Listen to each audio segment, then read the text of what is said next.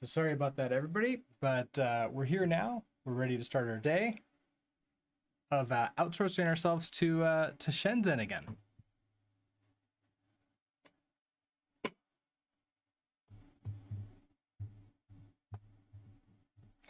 And yesterday I did order the new components that will allow the new mic to work.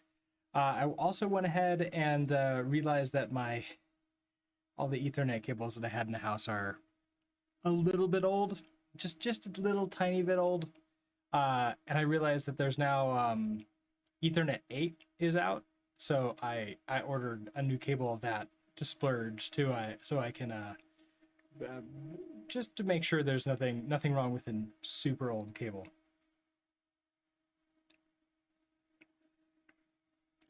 So while we're here, or I guess since we're here, let's go ahead and jump in.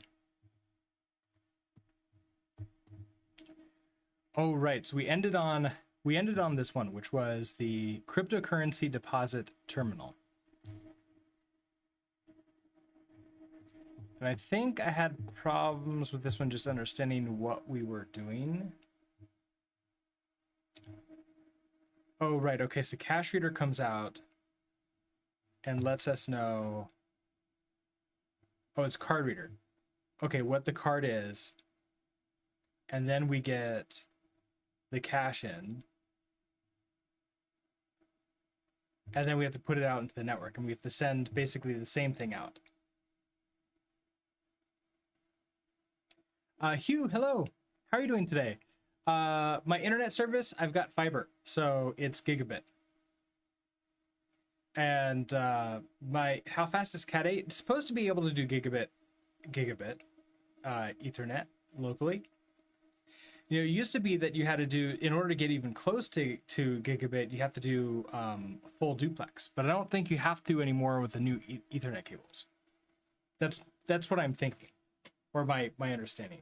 I could be wrong with that.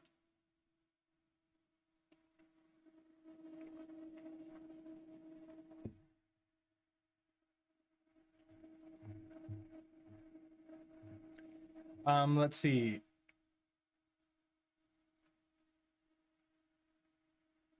What do I want to do with this? What were we doing this? Is there any part that will be a bottleneck below 1 gigabit? I mean, yeah, it depends upon what I plug into, and like there's a lot of things that could be bottlenecks, but when it comes to something like that with Ethernet or anything else, it's less about the bottleneck of raw speed and more about latency. And so using the best or higher quality cables can really help reduce that latency.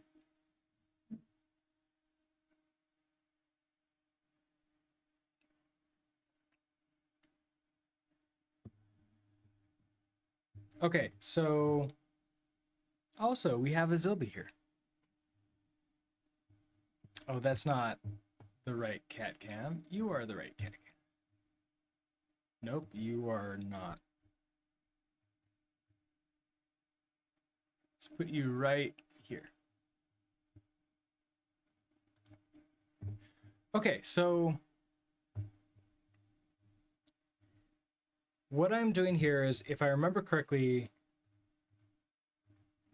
I'm successfully storing the entire card in here, and then I'm throwing in, right now, just some extra negative 999s, and I'm not sure that's a good idea.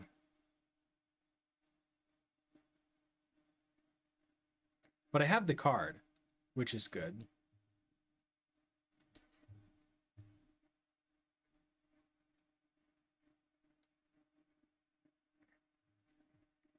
It feels like I want maybe you to like control this.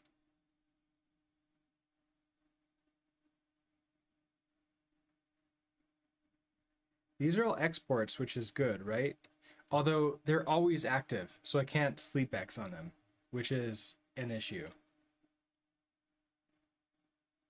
You know, it's almost like I want a larger one so I can have dat. Do I need dat? No, I just need to listen to something else. Oh, when you send out a message, like on X0 or X2, I want to turn off.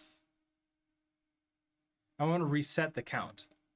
And then we just send that out. Oh, reset the count, send whatever you have.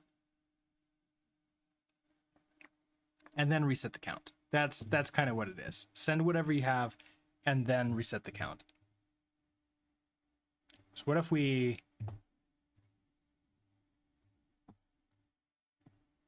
Also, I can't hear the game, which makes me think...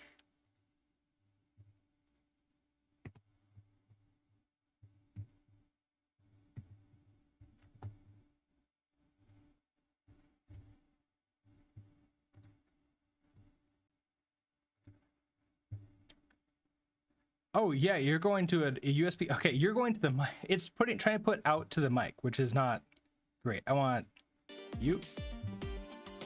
Yeah, I can hear that now. And you should be able to hear that now.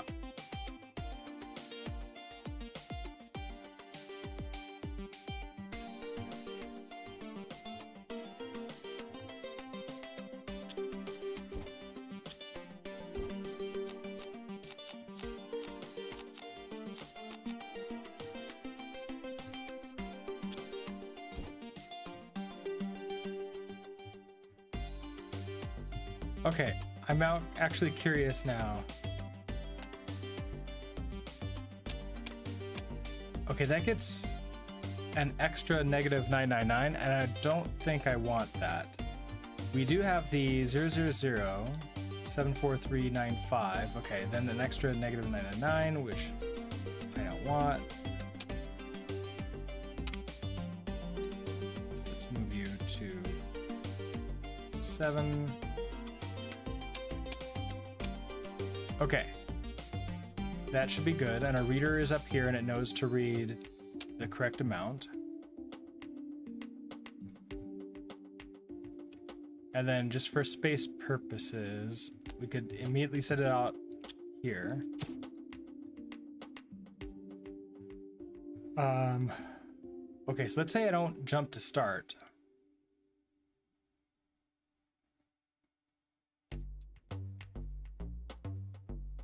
Oh, this jumps, okay, back to loop. Sleep 1, I need to here send a message out. So like, let's move like 100 to X0.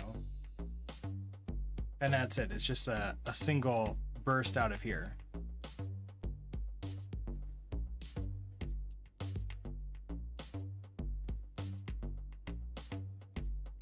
And then we're done. If we bring you in,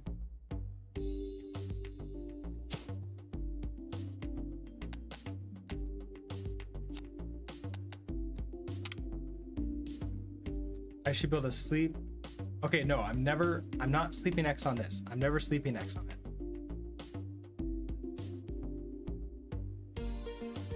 Oh, which makes me think maybe it's not a X0, maybe it's a P and I just gen 1 and I don't sleep at all. Oh, because I sleep here anyways.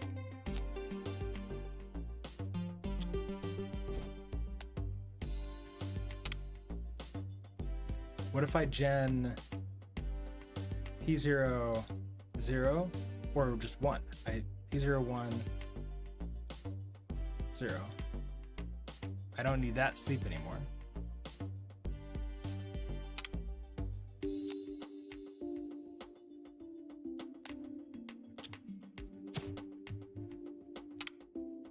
Okay, so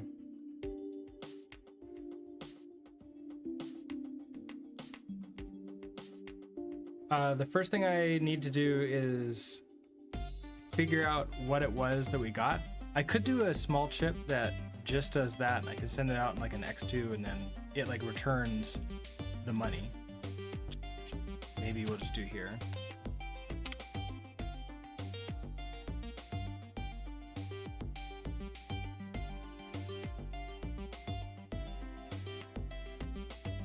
I can't sleep on you. And I think you were zeros until something comes in, right? So if let's just say I move x1 to x2.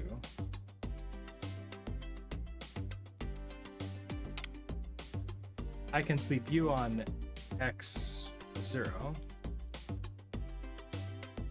Move x0 to ACC.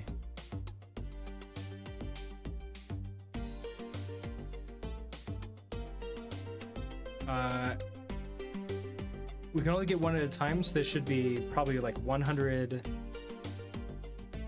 110, 1. So test equal ACC to 100. If you're 100, I want to move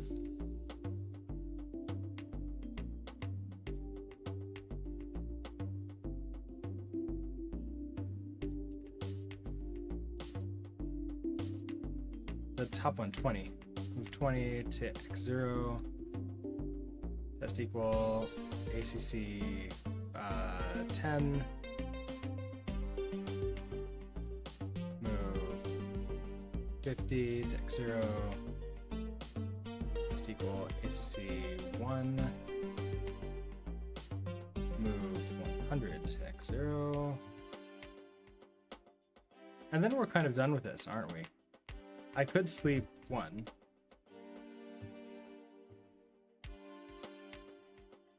That comes back to here. Okay, so I move x1 to x2, move x2 to... I actually wanted to add it to ACC, don't I? So add x2.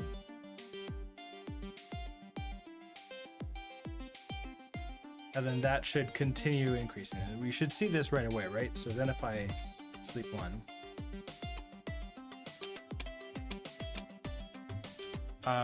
you're not sleeping blocked on read.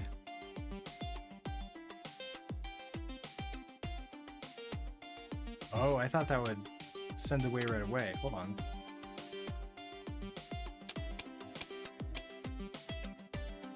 I'm trying to add this one.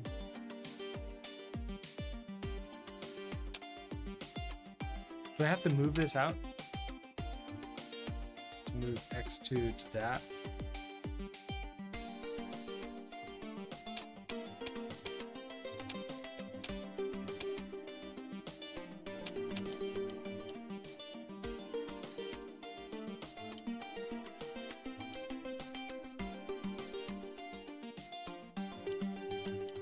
Oh, I'm moving this out anyways, and it's a 0.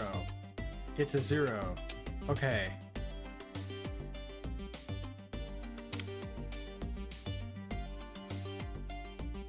So if you get...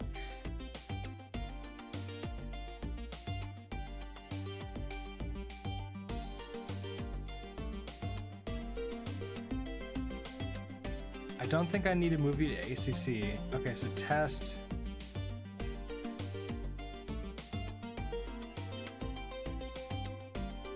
Test x0 is 100, move 20 out to there.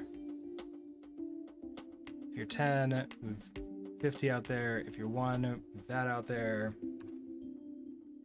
And then the most often things that happen is test equal x0 is 0, move 0 to x0. Okay, so if I do that,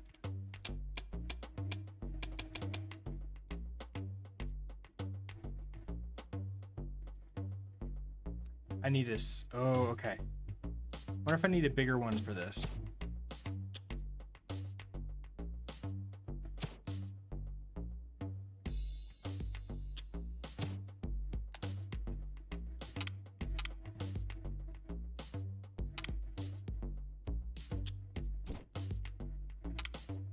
Okay, sleep on x1. Test if I guess like in this point I can now move it, right? So move x1 to ACC.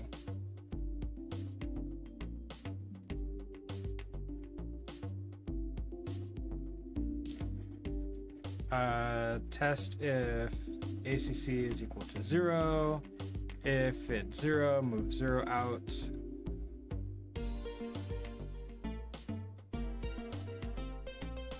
I can also update that. So what if I just say,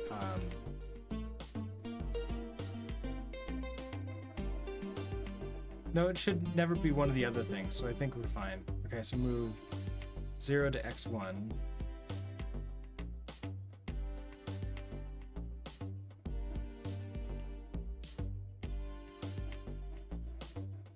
Okay, so if ACC is 100, move 20 to x1. If ACC is 10, move 50 to x1. If ACC is 1, move 100 to x1.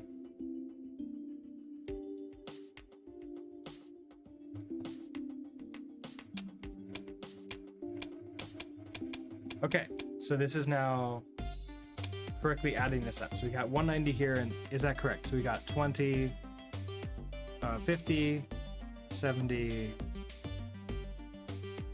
170, 270. That is incorrect. Okay. I think I got this backwards.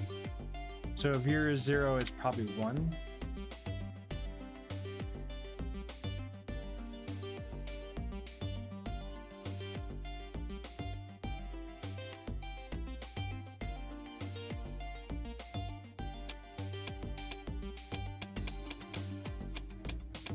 Yeah, 270. Okay, that makes sense. I think that's good.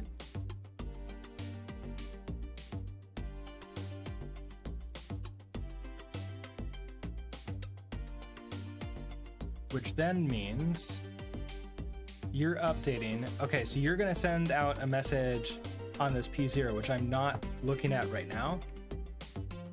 Oh, I get the -1 here.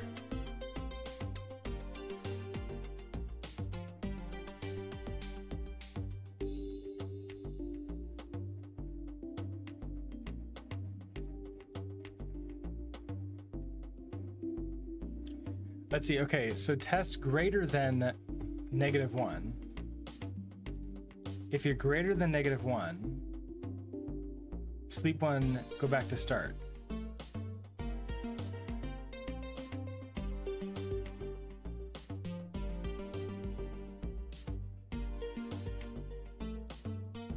Oh, I have not. If you're not greater than -1. Okay, so if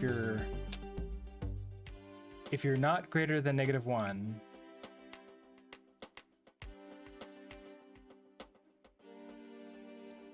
I wonder if I want to jump to like an end instead. So instead of sleeping here,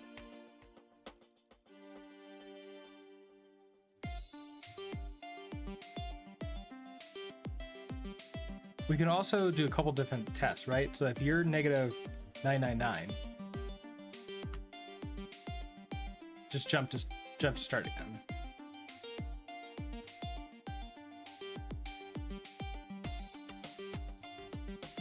Test equal x1 -1.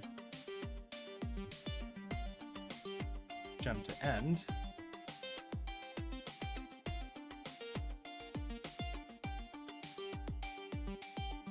Otherwise, continue on.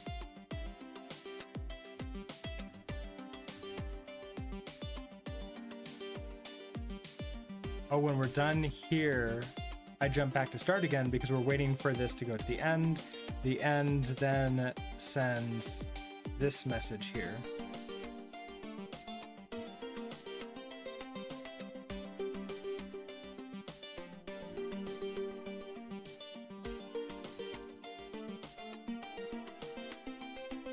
Out.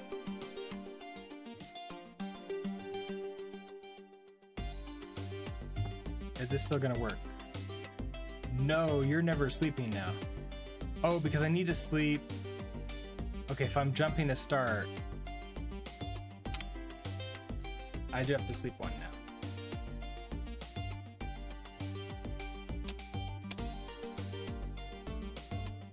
That didn't work. Okay, I broke our card reader.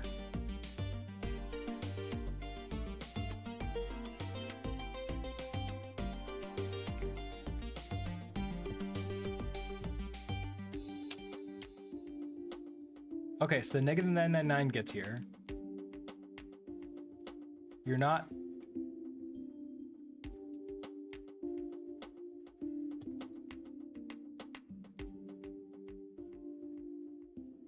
I don't... Well, hold on. This should be equal to...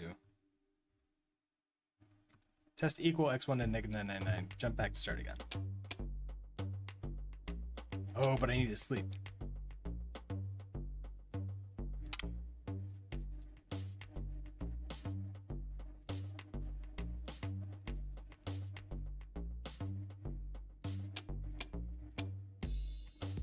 Okay, 074,395. I still do have a negative 999 in here,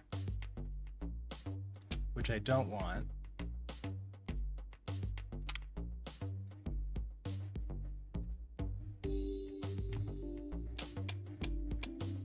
Okay, so that's good.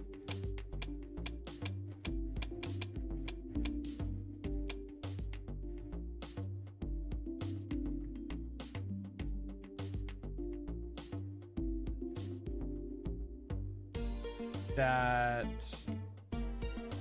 I got the -1 and I don't think it generated, but maybe it did. Okay, so let's try.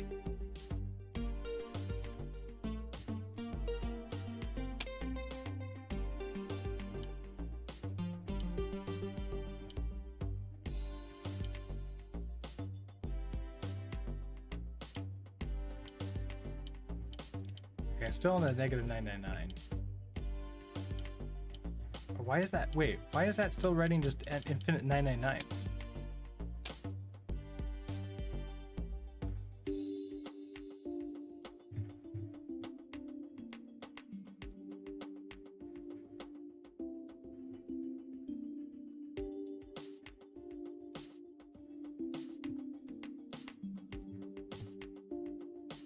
What did I do?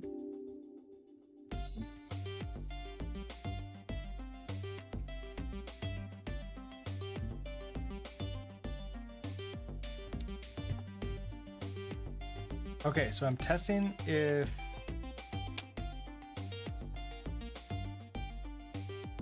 we have a -1 coming in here, and I've test if you're equal to negative 999, sleep 1, jump start. So I'm not doing that, right? Oh, that was the end of the last one. Okay.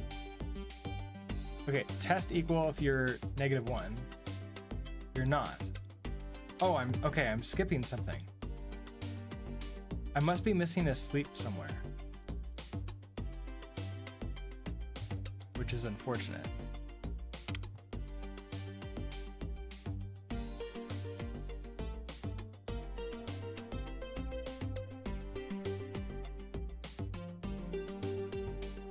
Because I think this logic, no, that...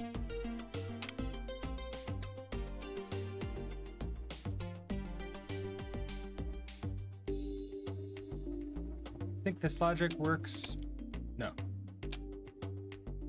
What did I do?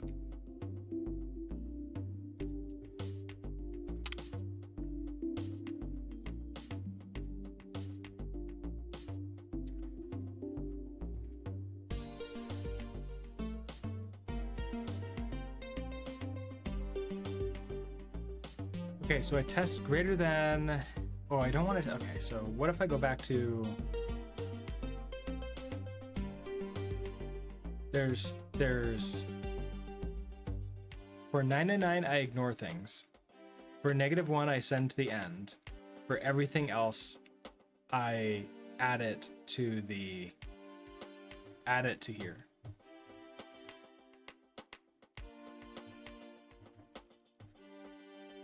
I kind of want to redo this. So hold on, let's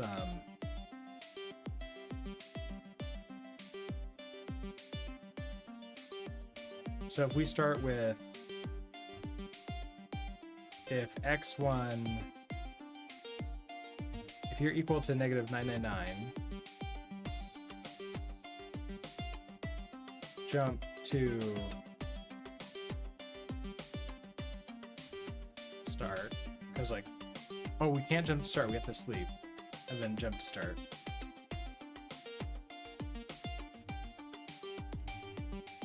This could be in like an end.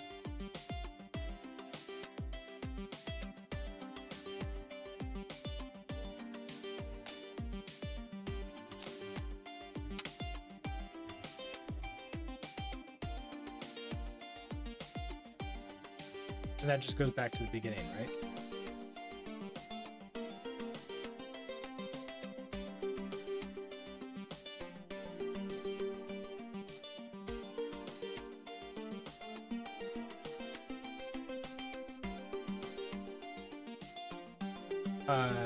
Test if equal x1 to -1. If you're -1, I want to jump to Stacking. Hello, how are you doing today?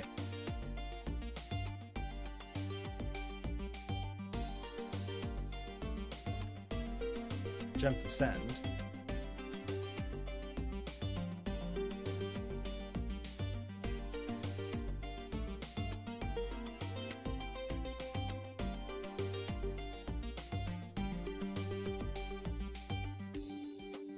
I mean, I could try something like that with the sleep 1 there. I don't know if that's a good idea.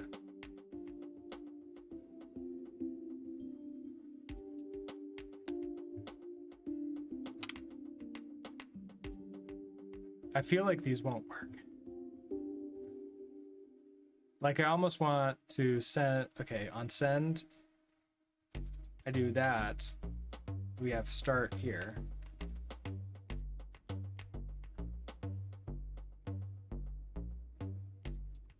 And you're gonna jump to start. So skip the end. For everything else at this point in time, we're gonna do the loop. Did I see the rest CVE? I did. It looks like it affects Windows systems right now. And I mean, as with all CVEs, they're pretty bad, right? So it's it seems to be something to do with like Windows side. So if you're running Rust and you're running things on Linux or Mac, you're probably fine. Windows, less fine. Like upgrade your stuff. But it probably means that there's a lot of libraries and other things that need to be updated like ASAP. You know what? I'm curious because Microsoft has been updating some of the libraries, like their core libraries to Rust. I wonder if we're going to see a patch for a ton of libraries shortly.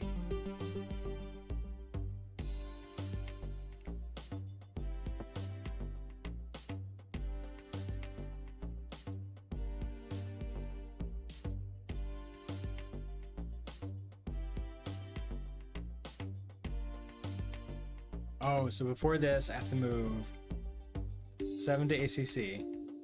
Now we have our loop. We're gonna move X1 to X3.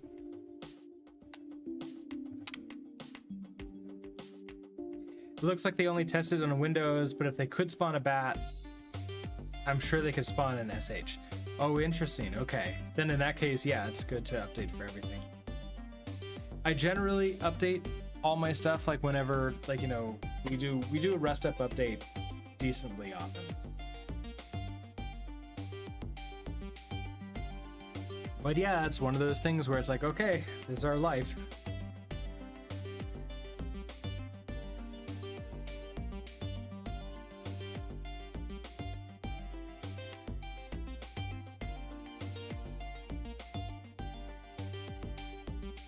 Okay, so if we're not equal to 0, jump. Actually, it might be better. Test greater than ACC is 0. If you're greater than 0,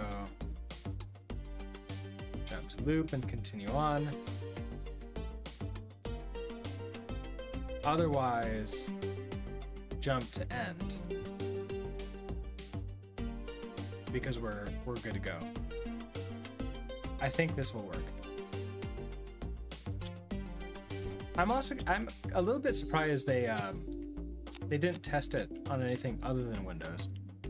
You would think that they would at least test it on Linux or Unix because there's so many servers that are running Linux. And that's kind of important.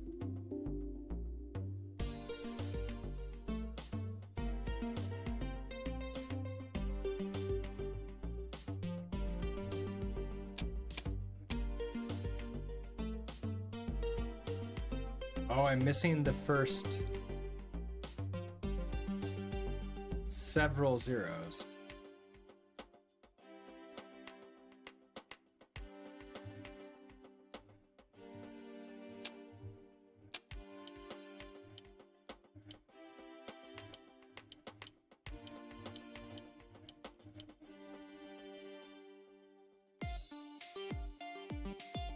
Oh, this wasn't a bug in Rust, it's actually a bug in Windows and affected every language. Almost all major languages did have to patch. Oh, okay, so this is actually just a Windows thing.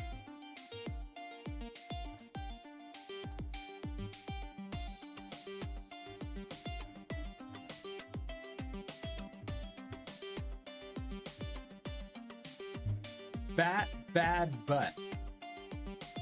Wait, is that the name of the vulnerability? There's always these like interesting names that they give these things, and that's a name.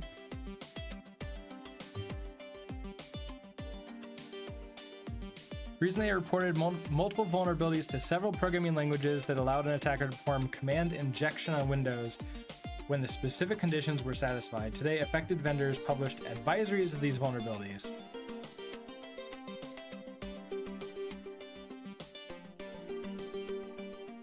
For those of you who don't know, there's a sort of like a unofficial window system that a lot of security researchers use, even if they aren't paid, paid for it with like any kind of bounty. They generally will follow this, and I've seen like researchers who don't follow this be reprimanded and potentially blacklisted from the community. But they'll like 90 days or so beforehand, they'll let the company know. So they let basically all the languages know and Microsoft, hey, this is a problem, you need to do something about that. And the countdown starts now. In 90 days or however long the countdown is, this will be announced, which, you know, today or yesterday or whenever it was the announce day. And that's the reason why everybody has these updates available now. They've been given warning.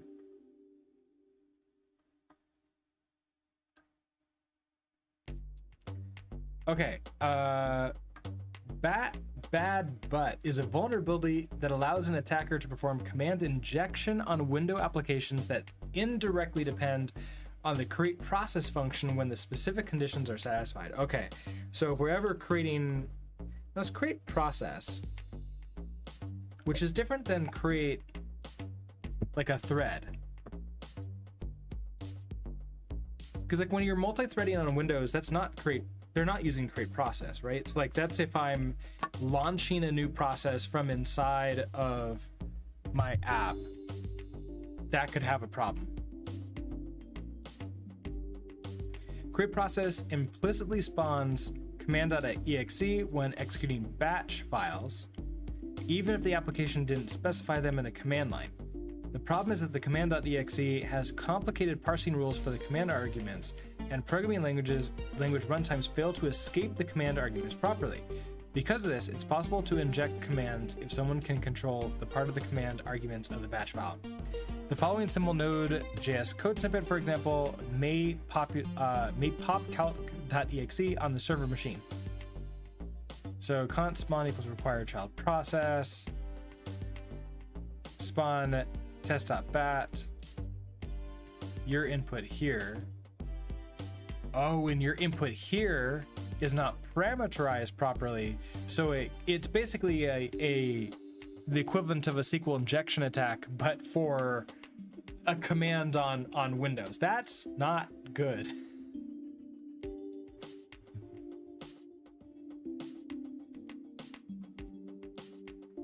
This happens only if a batch file is explicitly specified in a command line passed to create process. And it doesn't happen when an exe file is specified. Okay, so if it's just my own exe file that I'm trying to run, but batch people, so I don't really do much programming in Windows. I don't think I've ever written a batch file. How common are they?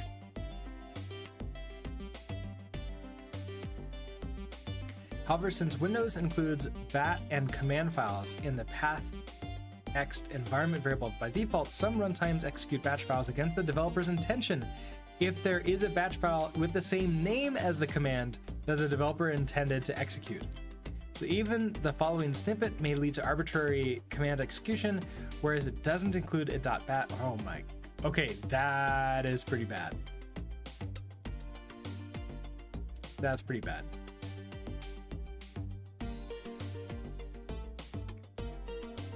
Exploitation of these behaviors is possible when the following conditions are satisfied.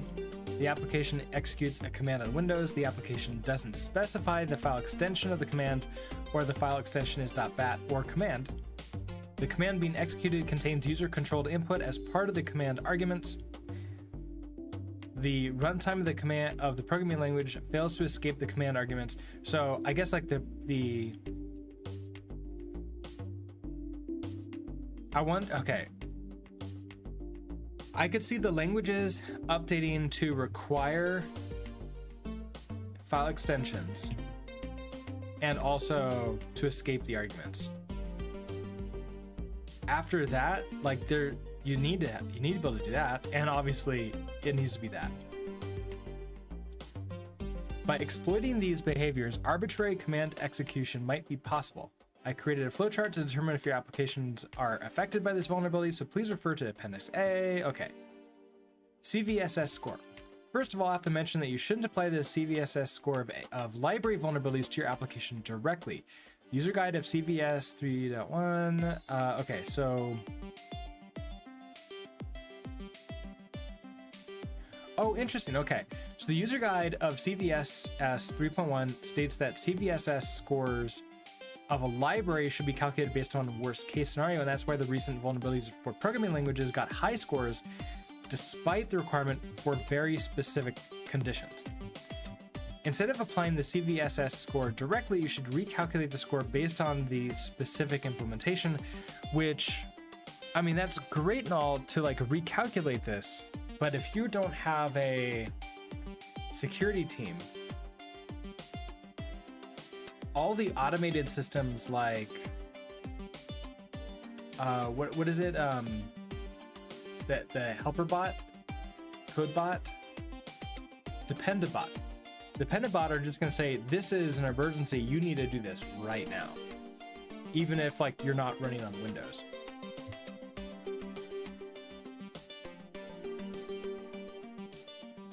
While I'm not a fan of naming vulnerabilities that are not internet breaking, I'm a fan of puns, so I decided to call this vulnerability Bad But, because it's about batch files and bad, but not the worst.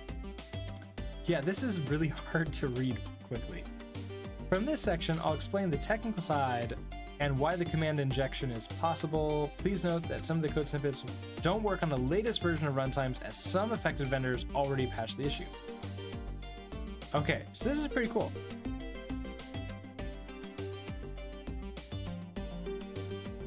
And there's a lot of information about like how this actually works and like how to mitigate or to stop it.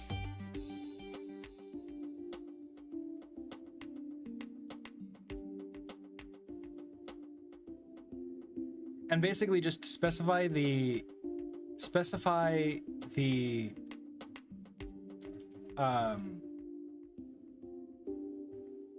extension, and then you're going to be fine.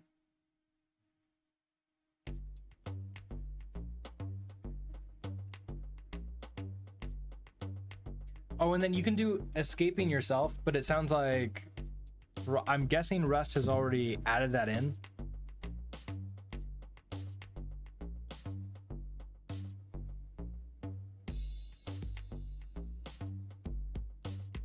Yeah, and Rust patch available. So if we go and take a look at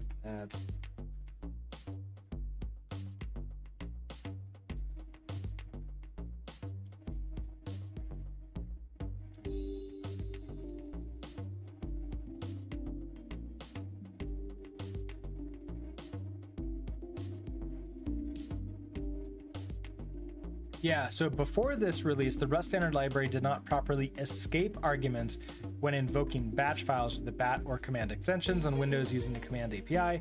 An attacker able to control the arguments passed to the spawned process could execute arbitrary shell commands by bypassing the escaping. Yeah, so they're now escaping it properly. So we're good to go.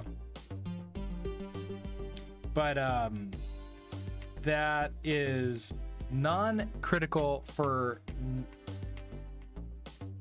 No, this is not true. If you're on a Linux or a Mac system, and you could still run foul of this bug if you don't install this update, if you create targets that are going to run on Windows systems. So it's a good idea to update if there's a possibility of you having your code execute on a Windows system ever. At least with that binary that you create from your code. So you might as well just update. It should be pretty safe.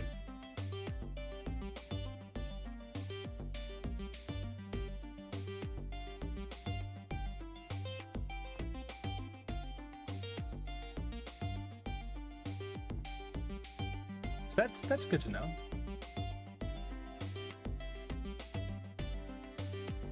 Okay, continuing on.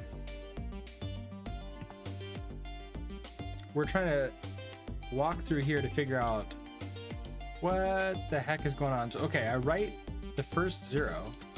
Oh, but I'm already missing multiple zeros. Hold on.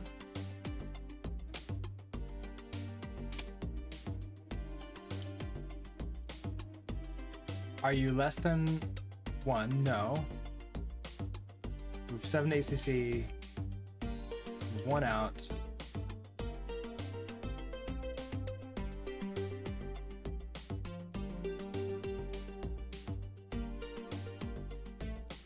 Wait, why were there 3 zeros here and then it's already a 7?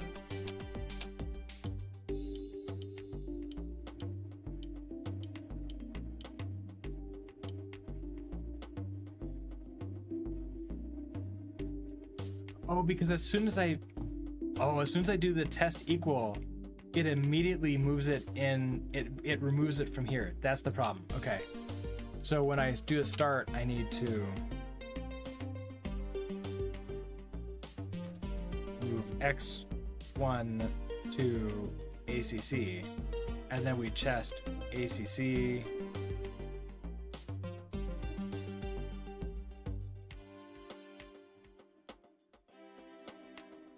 Oh, and there's where I run into space things. Also, dear Windows, please add better escaping on create process. Yeah, that would be nice, right?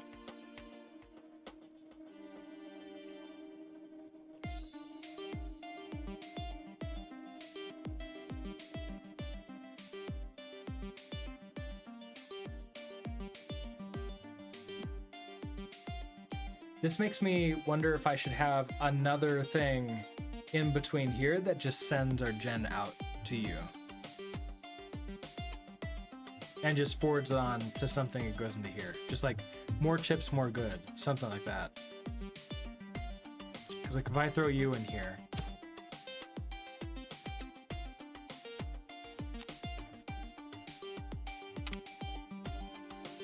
and we just have start, move X1 to ACC. Okay, so test if equal, ACC is -999.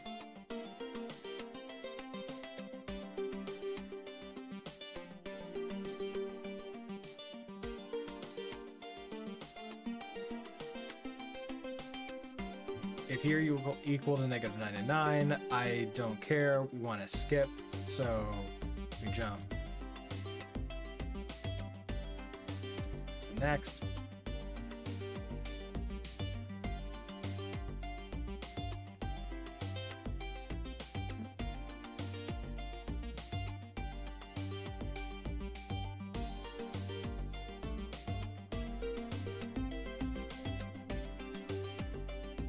Just imagine, if you're on Windows right now and you don't apply the patch, you could successfully create a batch or command injection attack along with a SQL injection attack if you're also calling a database from that batch file. So you can get 2 attacks for 1.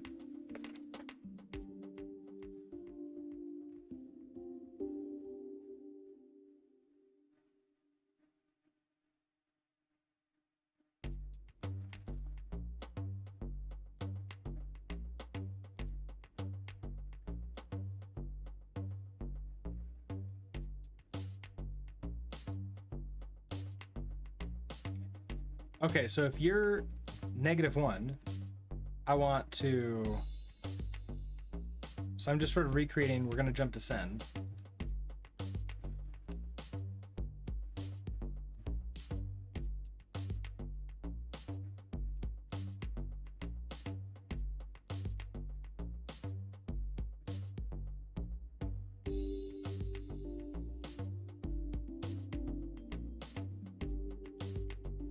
If we get to this point, it's that loop thing, except sort of instead of doing the loop here, I'm just gonna we're just gonna move ACC to X3. Oh, it is, we do a loop thing. So move AC to X3, move 6, I think, to ACC. It might be 7.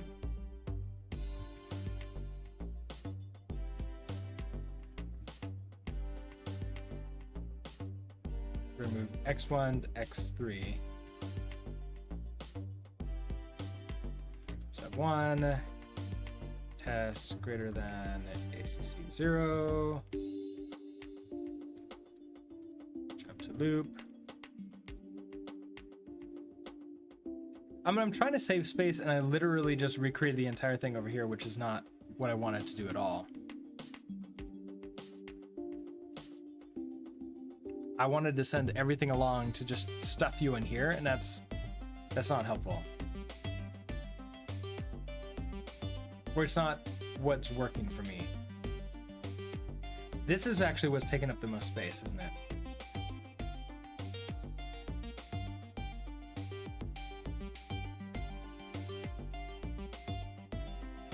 The loop takes up the least amount of space.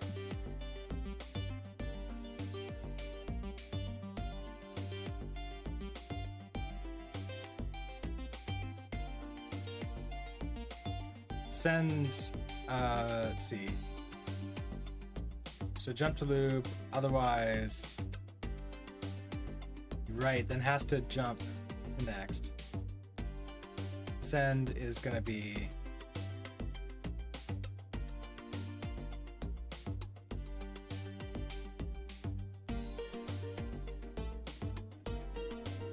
okay, so if I combine the two, wonder what if I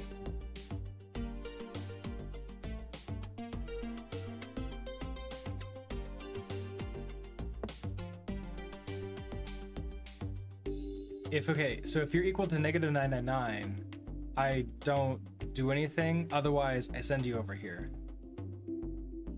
So X1 to ACC, if you're equal to -999, jump to next.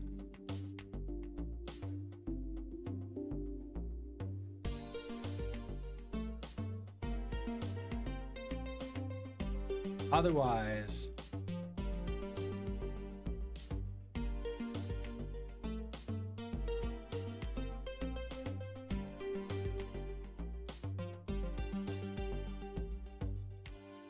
oh, I still have to send everything over, don't I?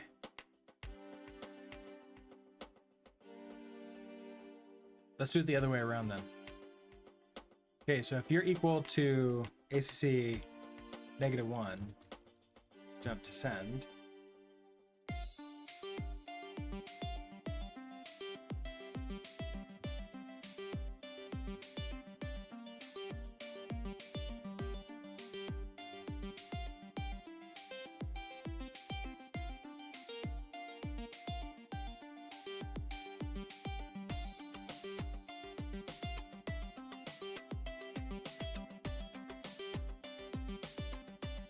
And if you are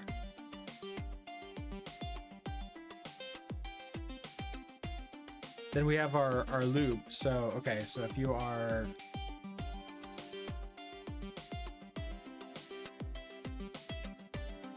test equal ACC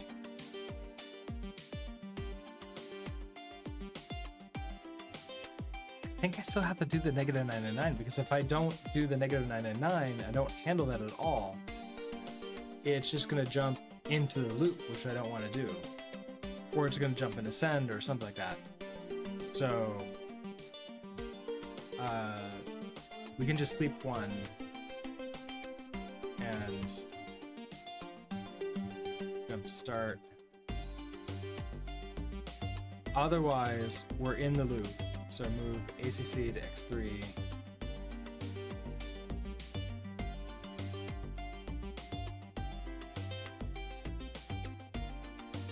Move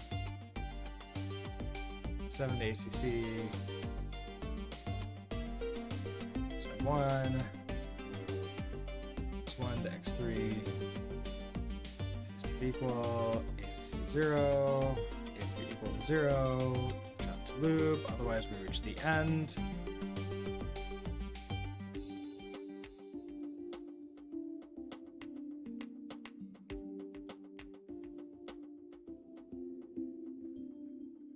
So if we reach the end, I want to go back to start. But we need to sleep one and then jump to start.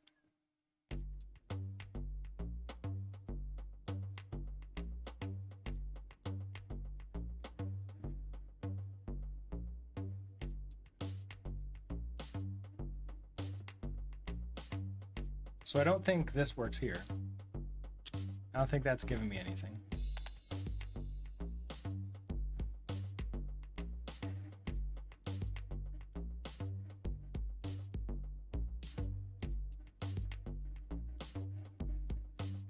Could I...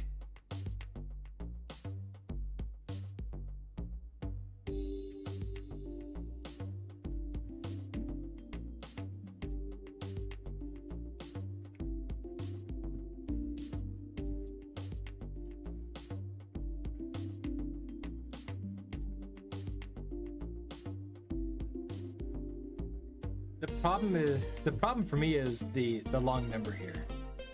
The eight numbers. I need to figure that out.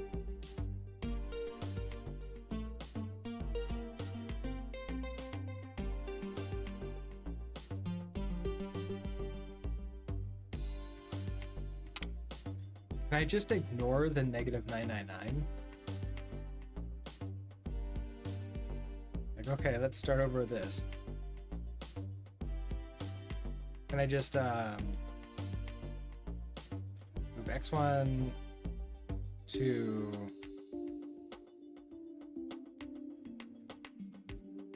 data? Test if equal dat is -1. I guess, okay, so what if I just send here? I don't jump to send. We just gen P0 1 0 and jump to start again.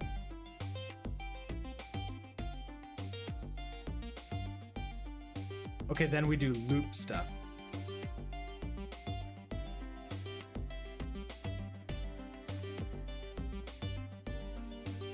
Test if greater than that -1. So if you're greater than that, it's loop time, right? So we're gonna move that to D0 D0? X3. Where did I get the D? Move data to X3. Move 7 to ACC. Gonna have a loop.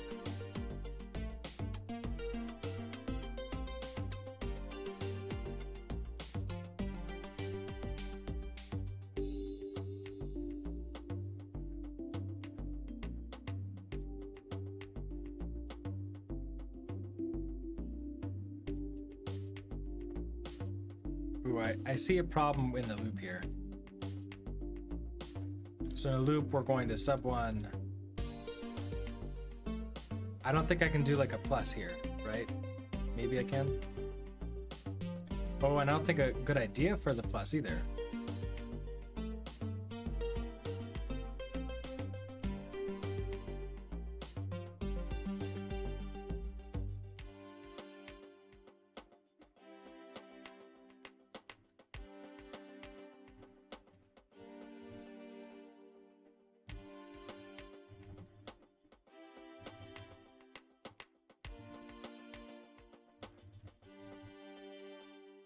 Jump back to loop again. Yeah.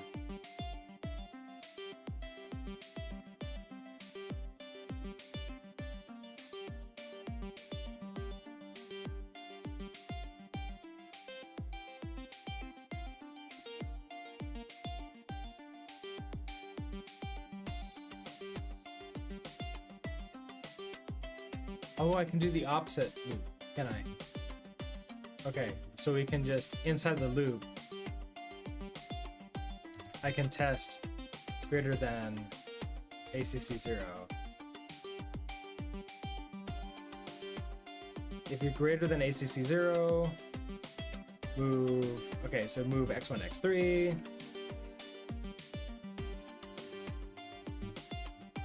Sub 1. And then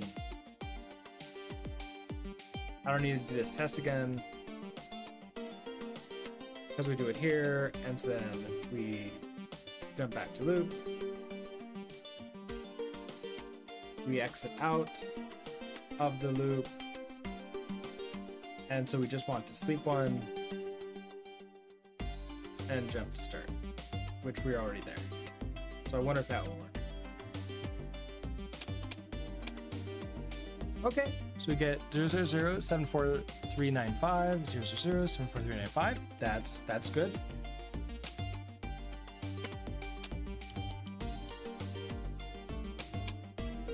So we get you. We're increasing our score, we're increasing the count. -1 comes in. That's that. Oh, 100 comes down here.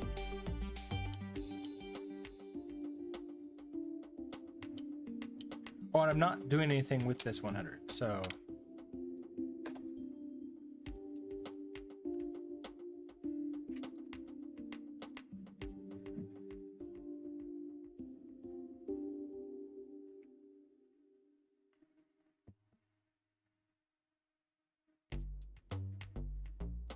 I want to move.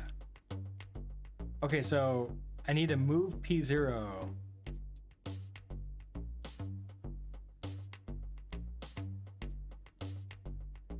I need to move P0 to DAT in order to know what it is, because, okay, so I now move P0 to DAT. Test if equal DAT is 100. If it is 100, I want to, we probably need another one of these now.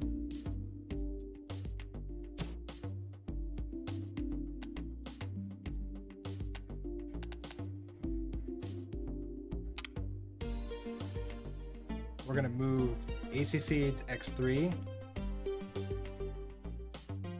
And we're going to move 0 to ACC, and then sleep 1 and continue on. So this gets reset now. And so we're gonna wait on X1. we'll just move you to ACC so we don't lose you. And then we need to loop through.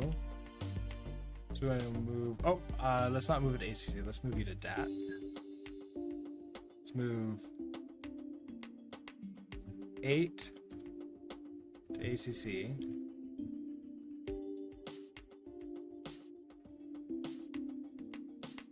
Okay, we're gonna test greater than ACC 0. Okay, so if you're greater than 0, I want to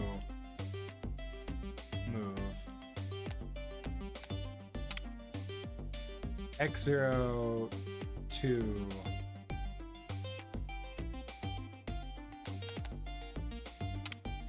X2.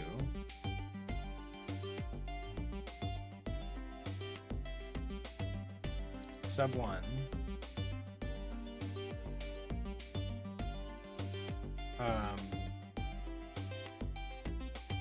Jump to loop.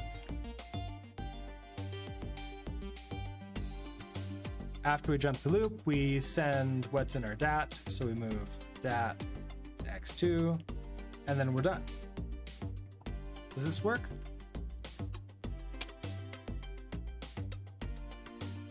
Oh, I think we got it.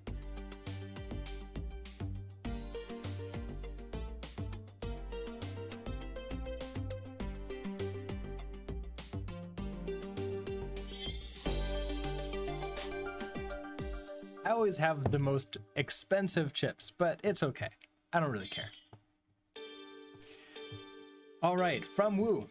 Great, I think we can really catch the wave with this one. Cryptocurrencies are really surging in popularity again, thanks to recent market fluctuations. It seems even people who used to work primarily with cash are giving up and looking for an easy way to convert their money to digital these days. Hey, it's your favorite, Stacking. From Carl. I wish I had my own cryptocurrency. It must be nice to use a medium of exchange that you can manipulate anytime you like. No politics, please, Carl. Right, to think I almost forgot.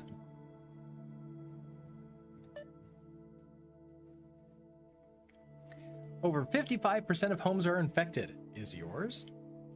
Dear homeowner, homes infected with viruses or malware can lead to spoiled or poisoned food, water damage, and flood damage, even kitchen and electrical fires. Security experts agree. Home virus and malware protection is necessary to reduce the risk of hackers and cybercrime tampering with your refrigerator, water heater, thermostat, and more. The Fortress protection system proactively sweeps, scans, detects, and repels intruders from all home appliances. Sign up for Fortress today and sleep better at night, knowing you are protected by the best home defense in the industry. I mean, that's still not a thing yet. However, like most IoT devices have absolutely terrible security. Like some of them, I think some of them a few years ago were even caught sending over like credentials and other stuff over HTTP. Which is not great.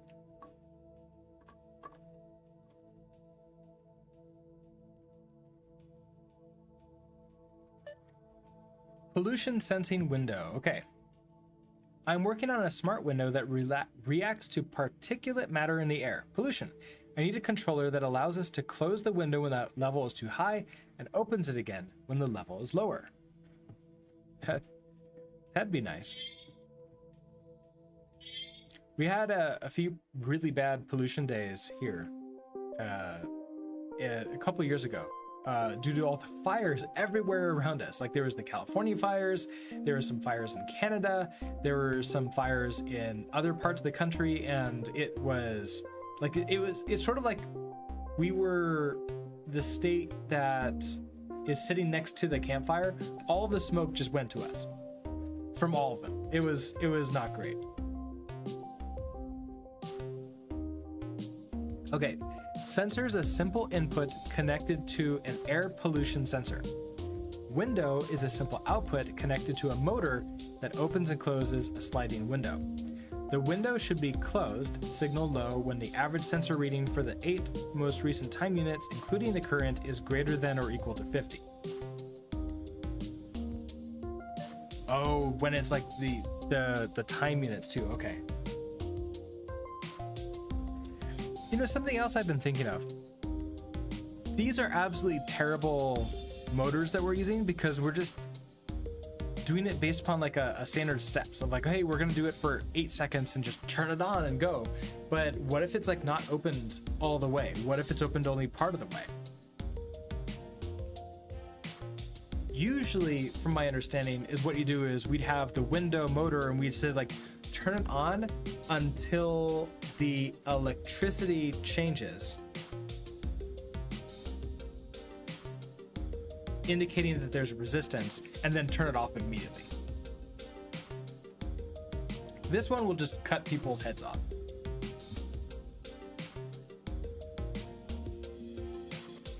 Or just like continue trying to push down. If it's like not all the way down, it'll be weird.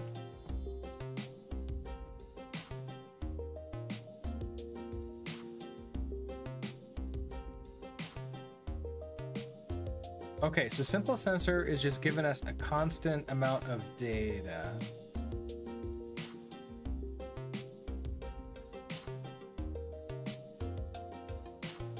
Oh, and I think I remember when you are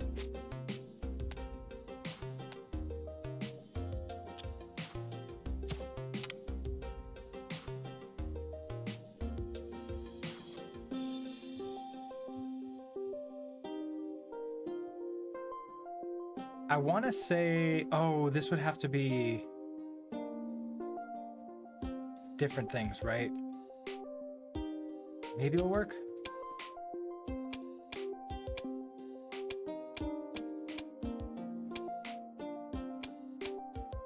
Oh no, this will work. Okay, so I sort of am using this chip here because I remember we saw this before.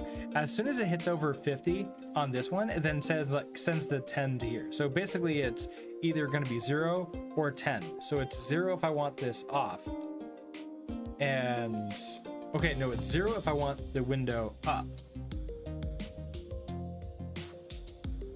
And it's 10 if I want it down.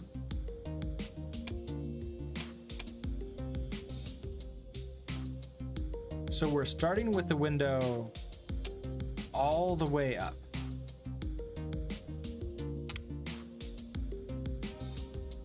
I don't know if I want to try to do this all in one chip.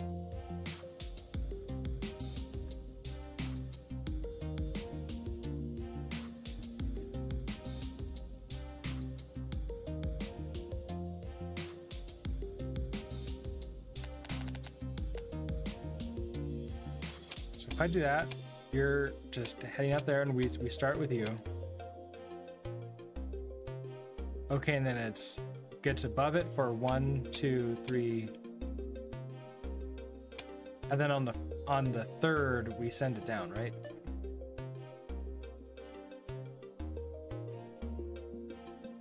Oh, the window should be closed when the average sensor reading for the 8 most recent time units is greater than or equal to 50. Okay, so we can have another chip maybe that we send.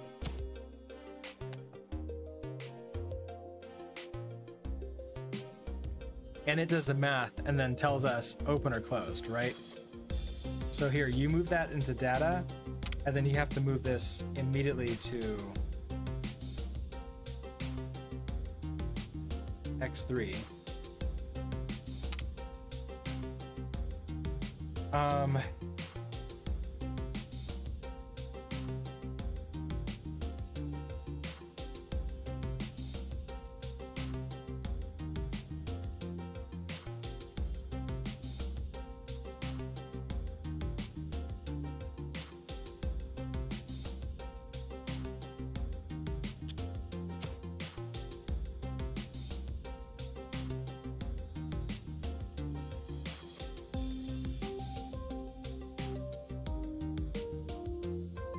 I feel like this would also become important here,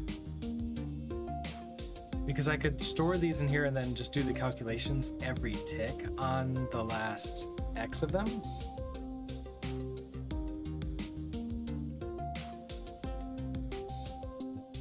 Which is a thing.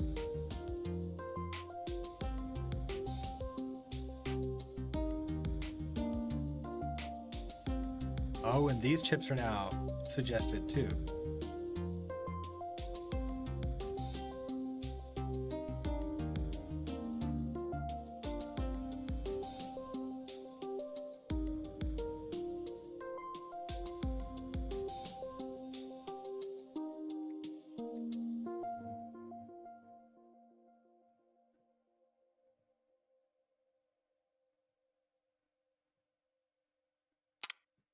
Yeah, so I need to send this into here and then read.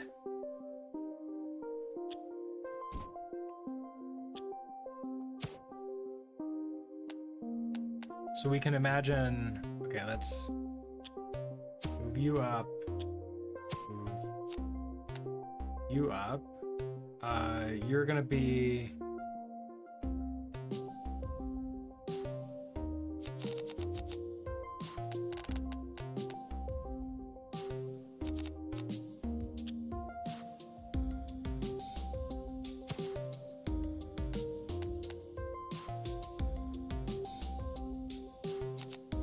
actually might want to do this over here.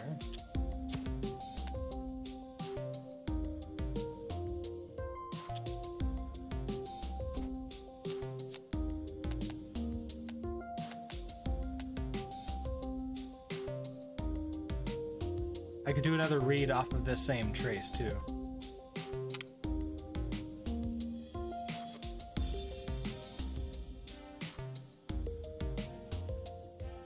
Exerted that, move that to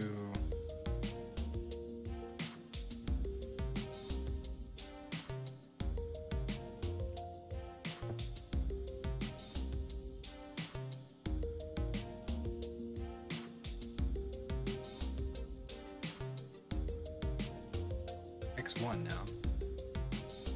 This will just store what we have in, right?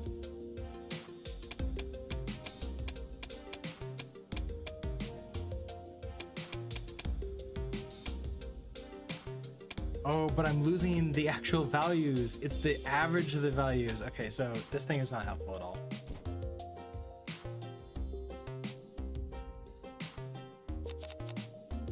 Oh, that makes it worse.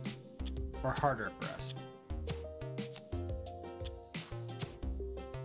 Okay, so I basically here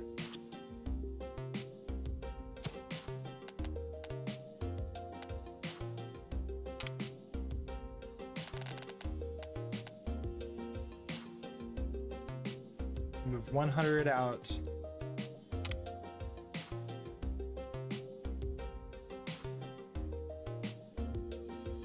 We move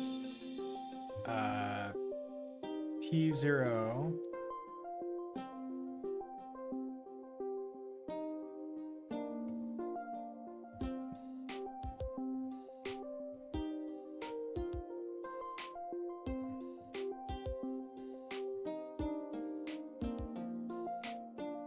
Oh, got a message. Let me respond to it quickly.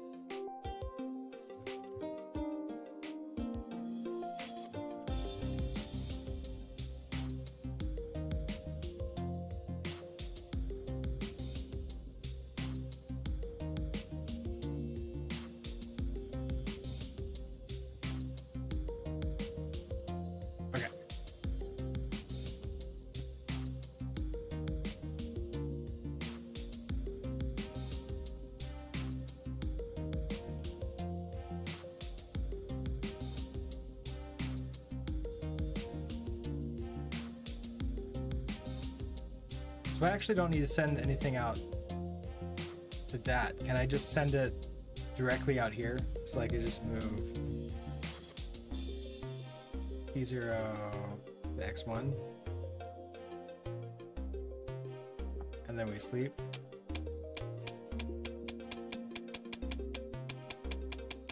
Yeah, so that's taking care of this. I need to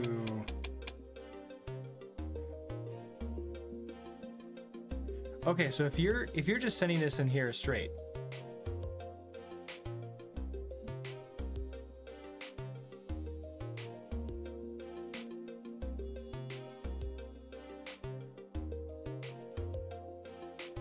can then update. Okay, I can sleep. Okay, I can just sleep for however many. Is it 8? I can sleep for 8. So you're just updating that you.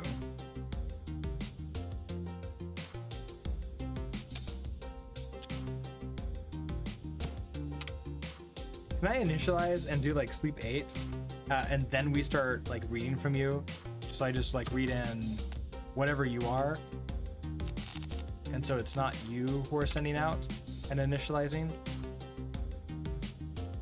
It's you. So sleep 8. Before I sleep 8, move 100 P1.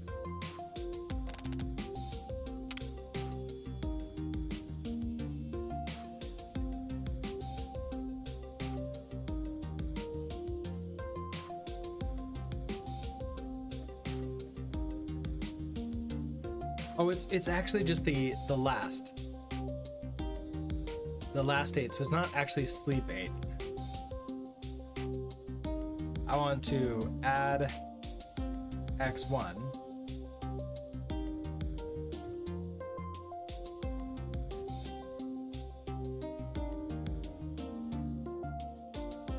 I want to get the average of that, which I could maybe do through here. So move ACC X3.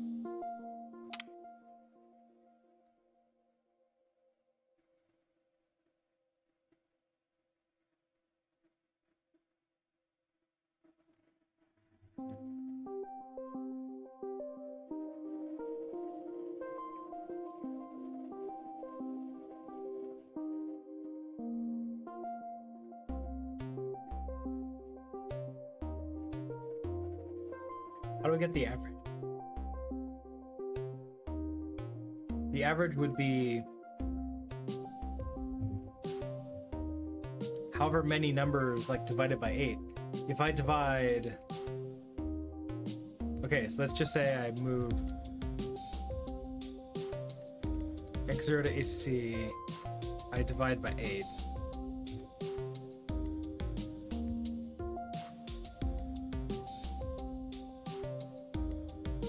Is there a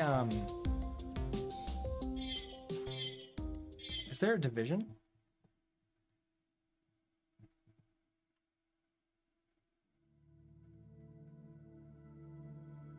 Or is it only multiplication?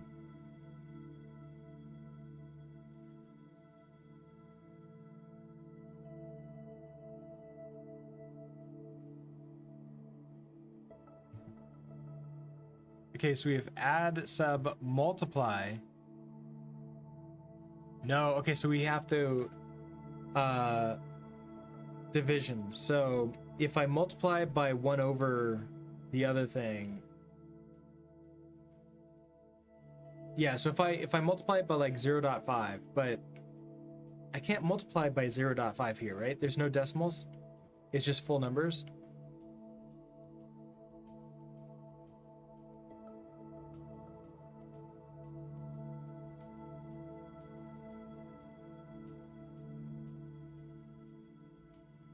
Oh, I don't think there's gonna be anything here that can help me with the average.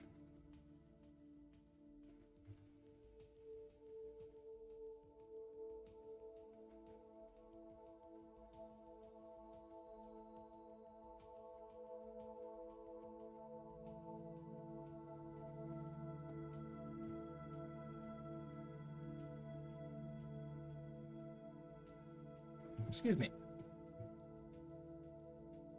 Like, yeah, everything else is its own thing.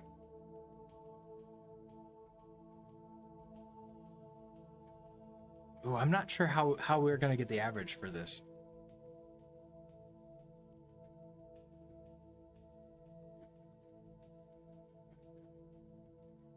I wonder if there's like a math thing where I can get an average.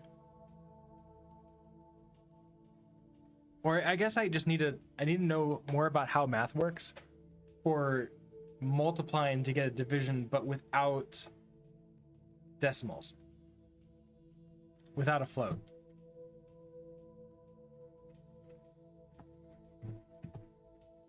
And that I'm not sure of how to do.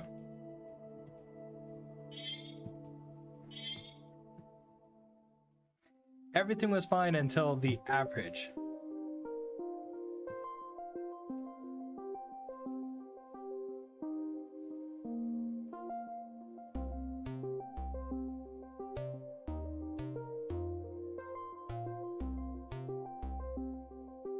These won't be averages.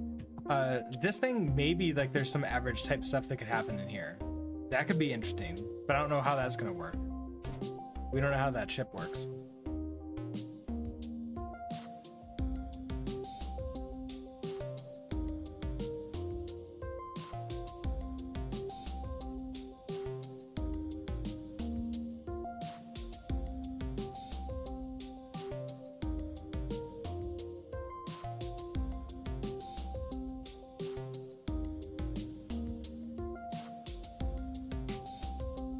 Oh yeah, so I think I don't even know where to start with this one to figure out what the average is.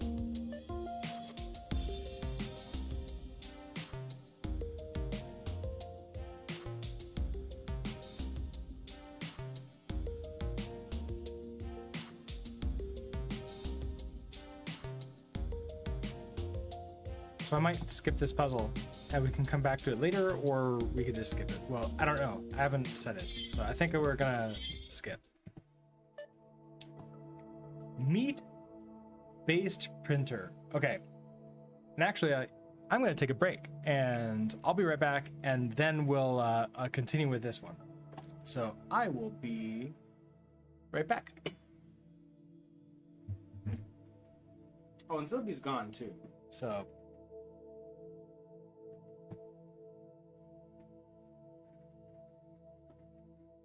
all right, see you in a few.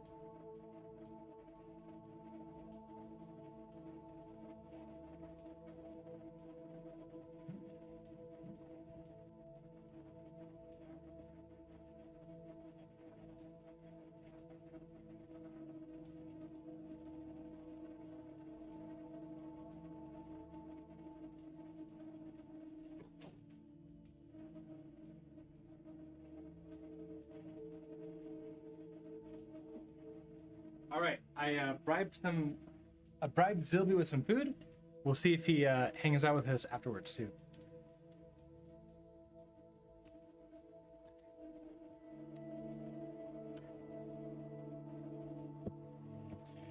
Okay, so let's see what Lou has in mind for us. And Zilby, do you wanna You want to hang out?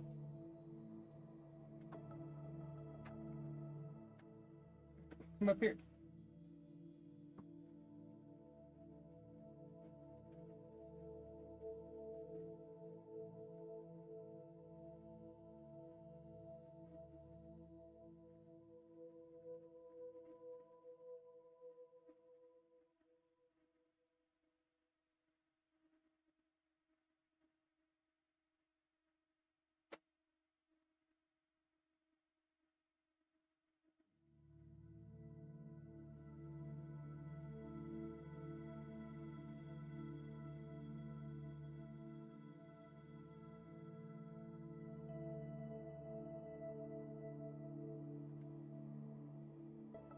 All right.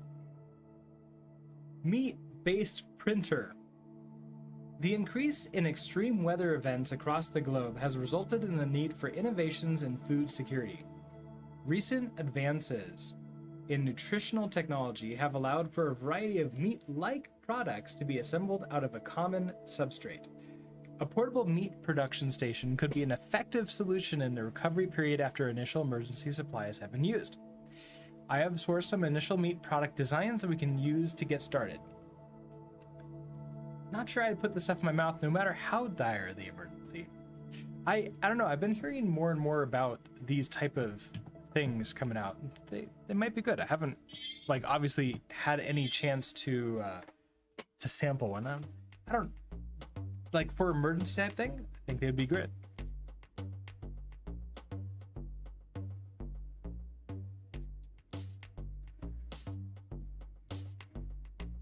Keypad is an X-bus input connected to a keypad. Extrude is a simple output connected to a meat extruder. Valve 0 through valve 2 are simple inputs connected to valves in the meat extruder that control whether lean mix low or fat mix high is extruded. When a value is available from the keypad, read it and assemble the corresponding meat specification.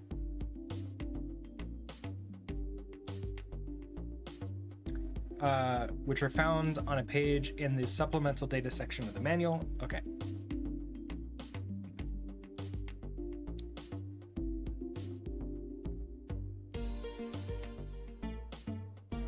Meat specification.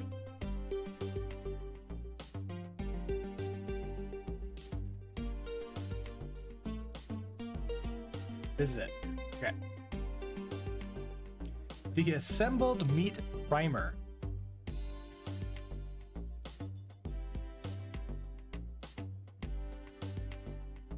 Now that you have your meat assembler up and running, it's time to put the device through its paces.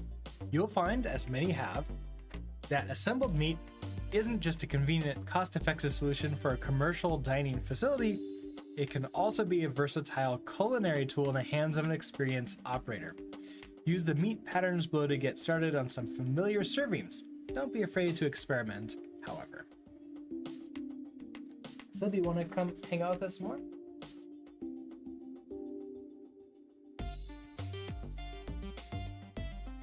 Maybe? Yeah, come hang out with us. Cutlet style meat. A traditional cutlet of meat with fat around the edges that will crisp nicely when broiled. Oh, wow. So I have to, is this?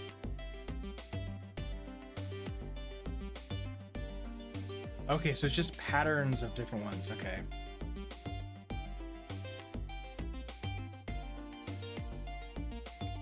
Steak style meat.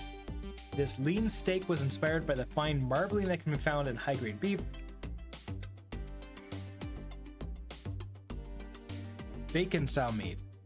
Rashers of good streaky bacon are never far when you have this pattern queued up.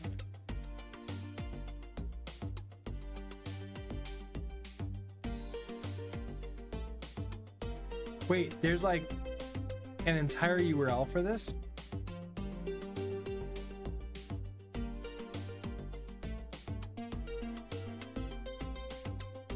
Okay, interesting.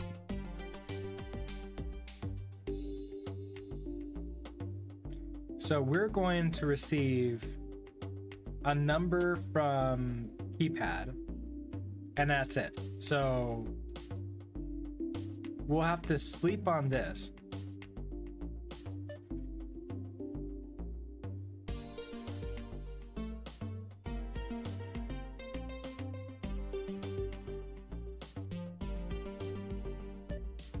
And then for the extruders, okay, extrude gets turned on for the entire amount.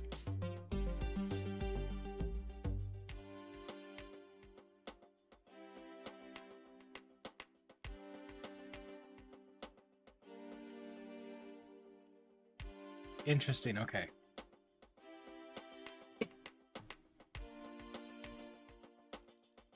I have some feelings that we might be using these.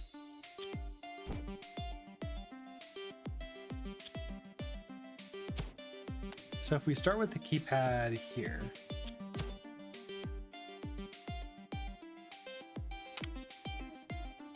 I'm just sleep axing on X0 to ACC, and then based upon what we send out, that probably goes to here.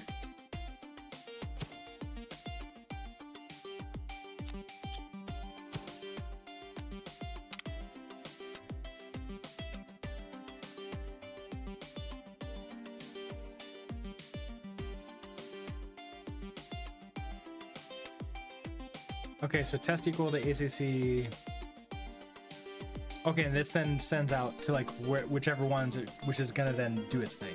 So if ACC is 1,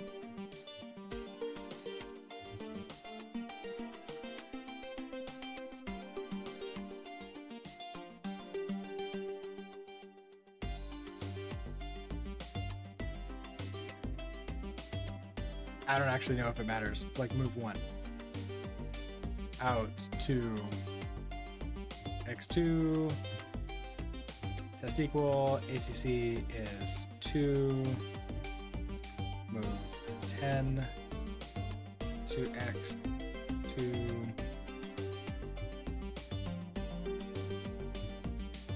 C3, 100 X2. And then we're done. We just send the pulse out, and then we're gonna get these out based on what it is. That's a 100, 100, and there. Okay.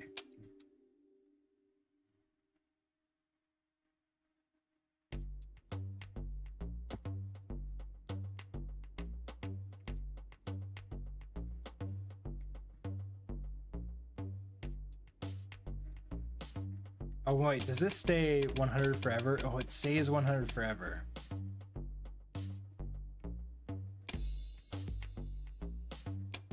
I guess as soon as it switches over, that's when we care about it. Otherwise, I'm gonna have to use a bigger one to pulse it and just send like a number and then back to 0 after a sleep.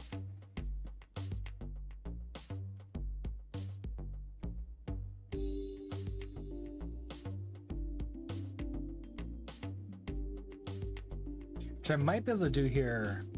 So if it's a 1, I don't actually care, right? Because it's a 1 and we just leave that in ACC, let's say. So I don't care about you. If you're 2, let's move 10 to ACC. That's it. There, and then we want to ACC, X2, sleep 1, move 0 to X2 to reset. So now it's just a pulse. Yep. Okay. So now I have to deal with this. I have to say like, okay, if we're a 1, that's coming out this one here. And a 1 is cutlet style meat. So I want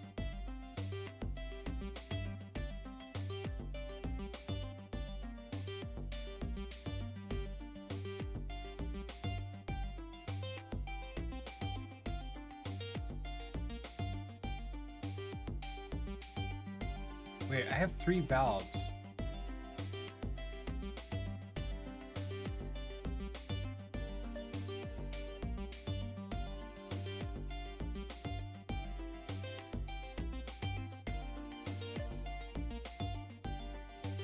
Valve 0 through valve 2 are simple outputs connected to valves in the meat extruder that control whether lean mix or fat mix is extruded. What about valve 1?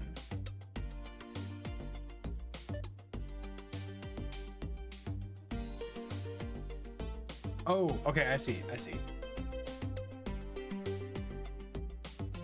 Valve 0, 1, 2, okay.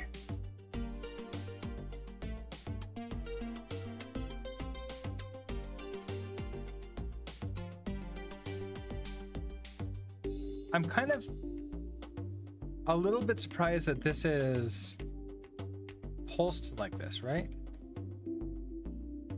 Oh wait, maybe not. So for cutlet style meat, valve 0 is on.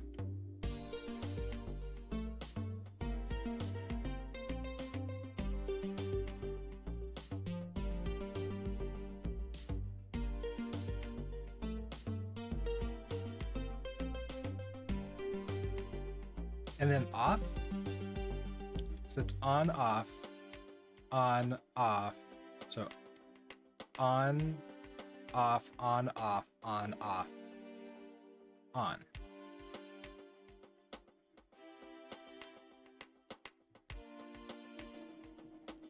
So on, off, on, off, on, off, on. Oh, okay. So that's exactly what that is. Okay.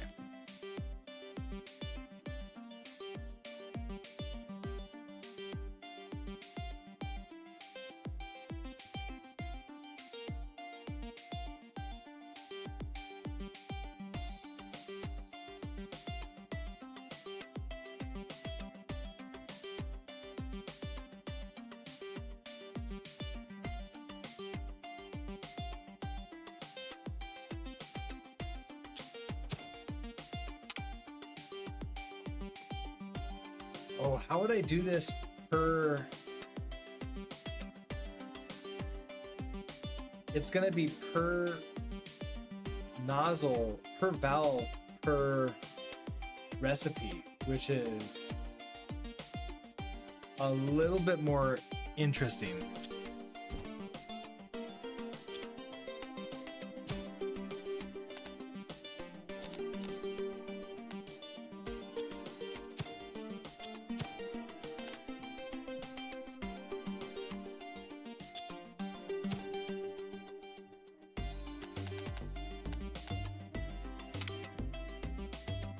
Okay, so if I take you and we move P0 to that.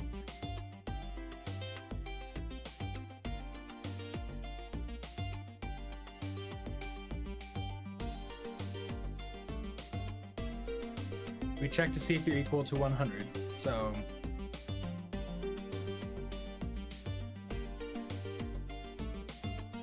if you're equal to 100, it's go time.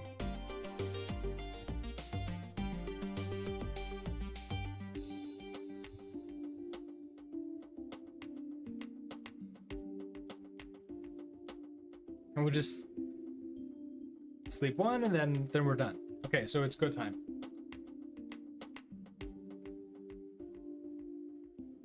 I want to now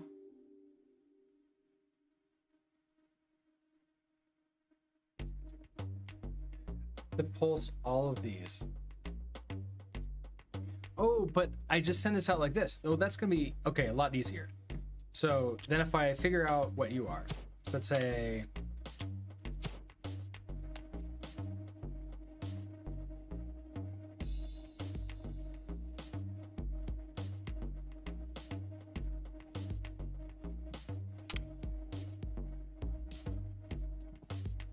let's see, all on, that would be 111. And then all off, so 0. And then I think it's 100, no, it's the other way around. No, it's 110 1, right? So 101.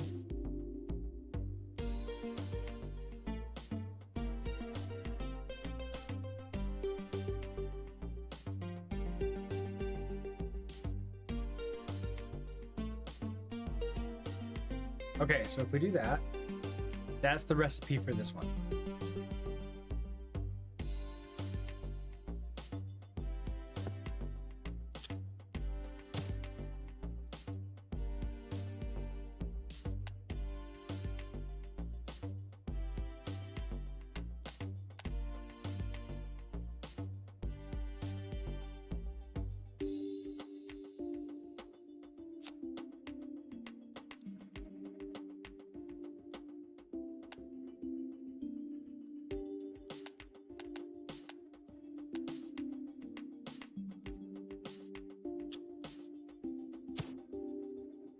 Okay, I can read through. Okay, so I have to then set where we start reading.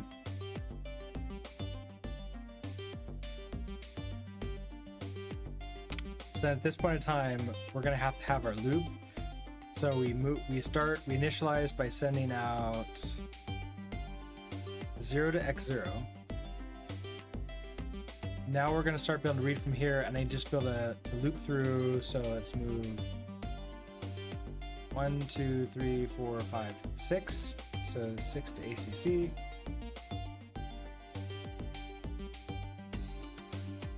So test if equal ACC is test if greater than ACC 0. If we're still greater than ACC 0, I want to sub 1 move x1, yeah, x1 to x2.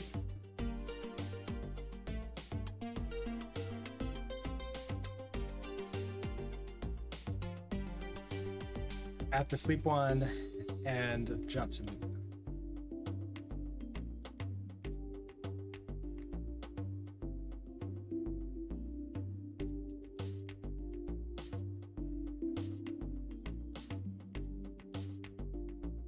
In the meantime, we haven't turned on the extruder at all, which is gonna be a whole different thing altogether. I guess let's not worry about the extruder. Let's see, does this turn on? No.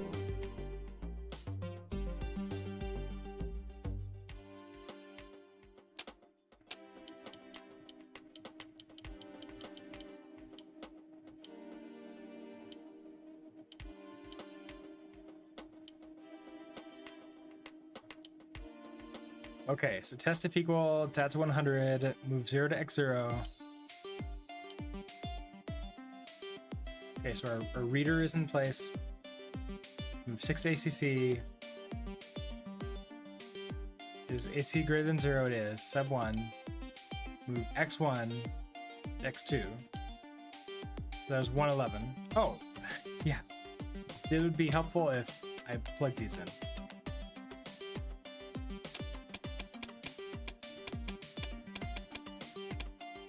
I was off by 1.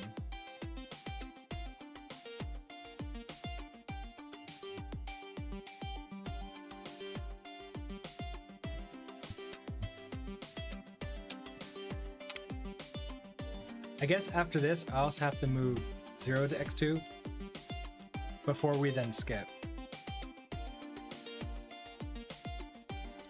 I'm also off by 1, which means you're not starting at the same time.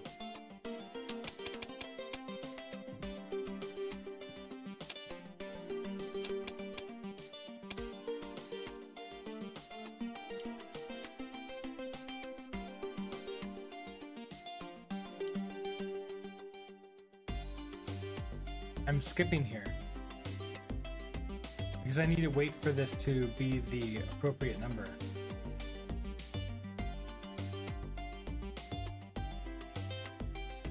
And I need you to be not waiting.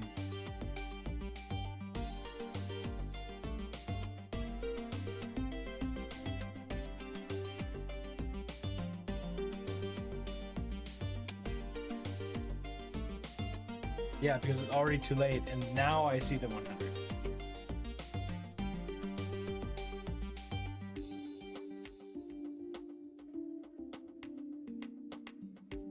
So that's very interesting. I wonder why that's causing issues. Causing issues? I wonder why I'm off by 1 here.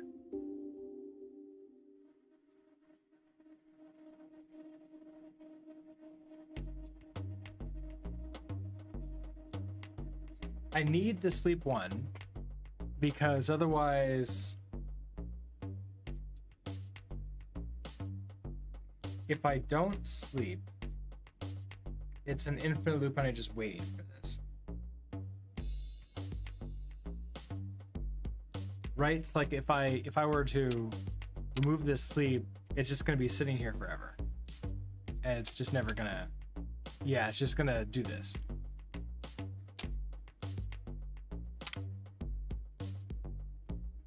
Like I can put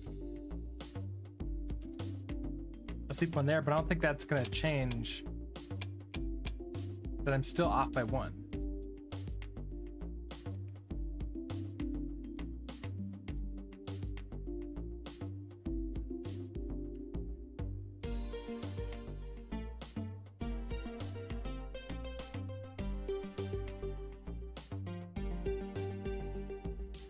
Prash, hello. How are you doing today?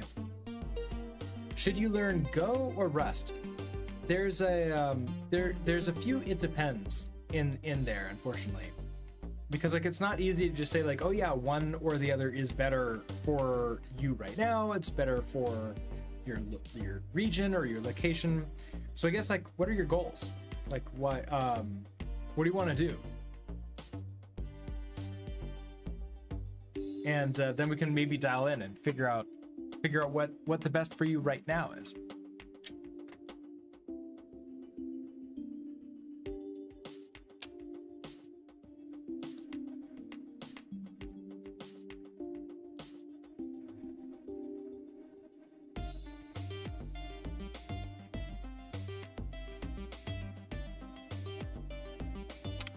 Oh, do I not sleep here?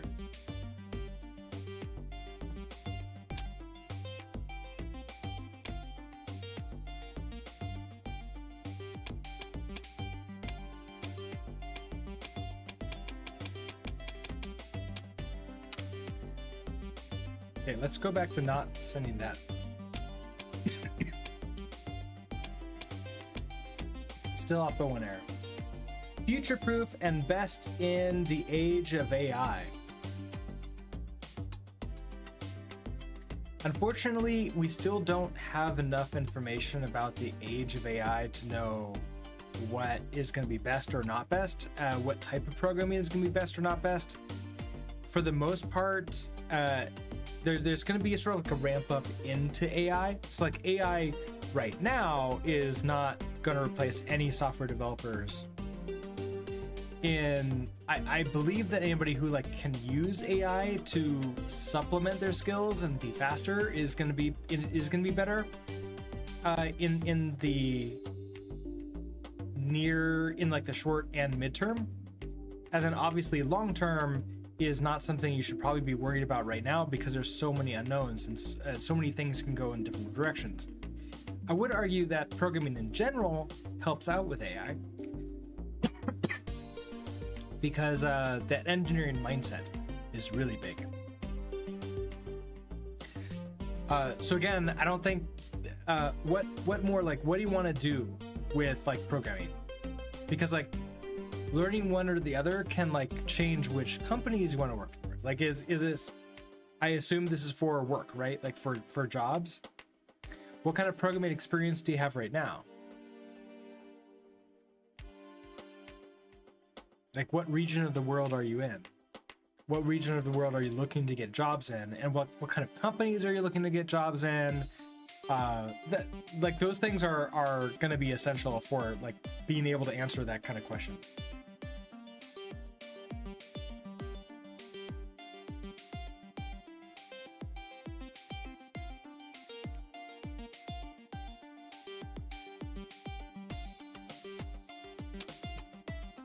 So it's not the sleep one here.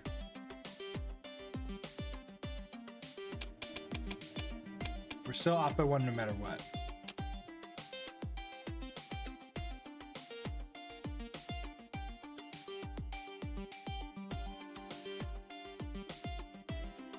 Because you are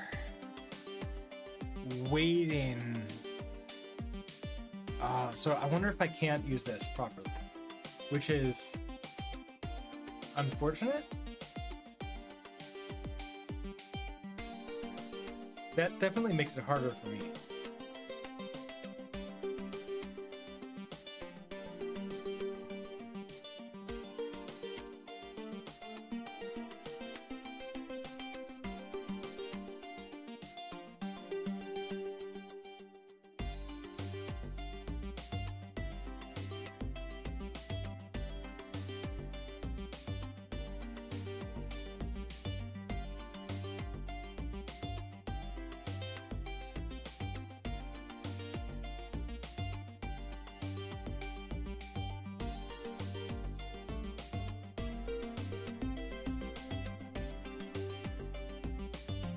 I could.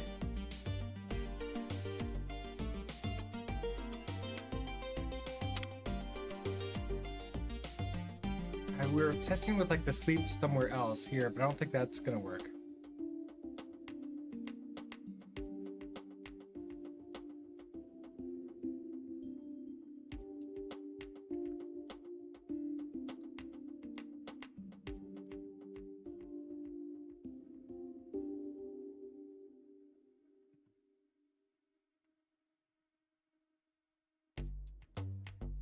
We could try starting with just the extruder and basically say, hey, no matter what, we also want to start extruding out.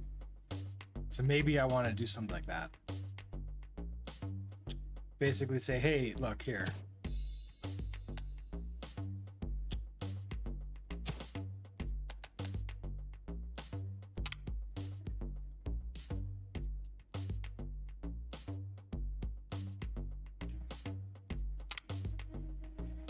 Let's also move ACC to X1. I don't actually care what this is.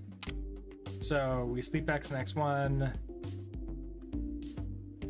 Move X1 to null because I don't really care.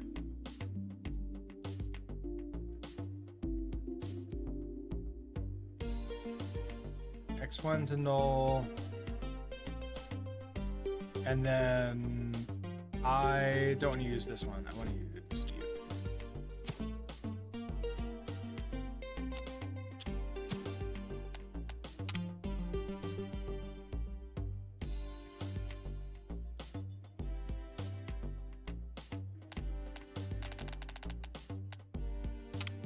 And then we're going to okay, so I could just do a pulse. So we're going to do a gen P1 for how many? 1, 2, 3, 4, 5, 6, 7. So 7, 0.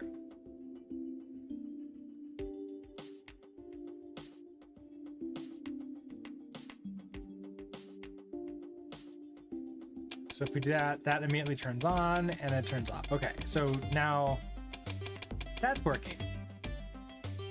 Extrude is working, that's great.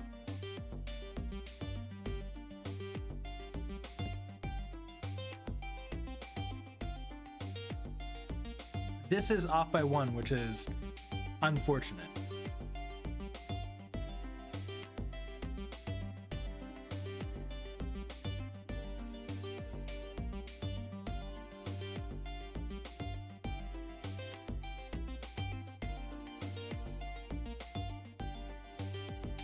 And it makes me wonder if I can't use this thing.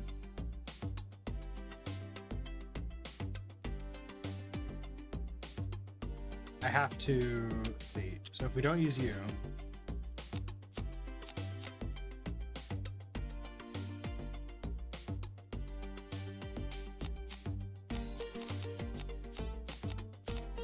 this I think is the right idea. This I think is the right idea.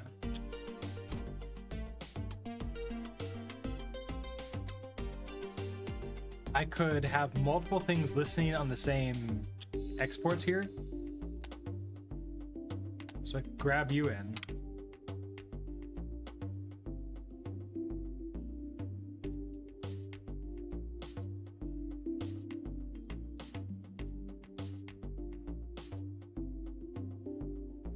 Okay, so I want to just test if x1 is equal to, let's say 1, it's us. Yay!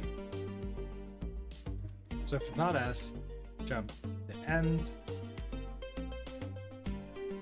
And we don't care. That's just the end.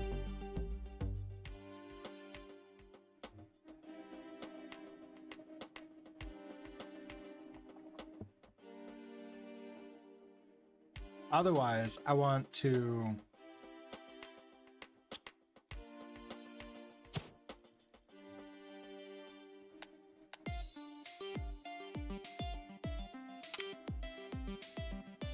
move 0 to x3. Move, how many was it again? 7. ACC, buffer loop. Is greater than. ACC is 7. Sub 1.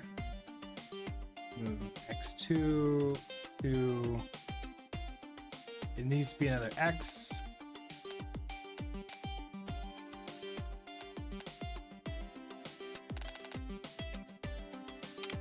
So move x2 to x0.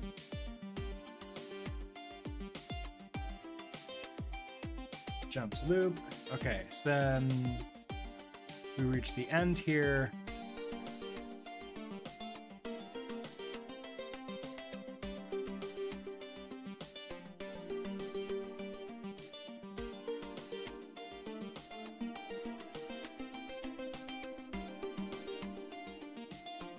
And then, I mean, we're just sleeping again. So I don't know if I need to do anything.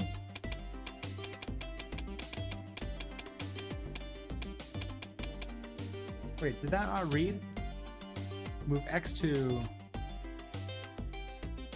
x0. Yeah, shouldn't that have sent out?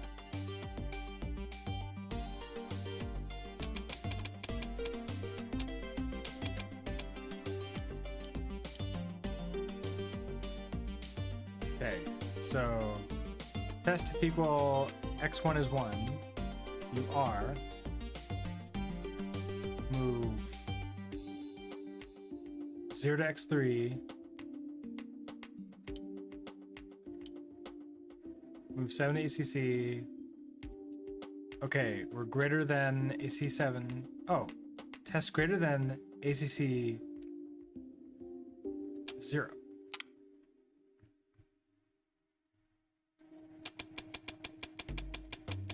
Oh, but that still didn't work.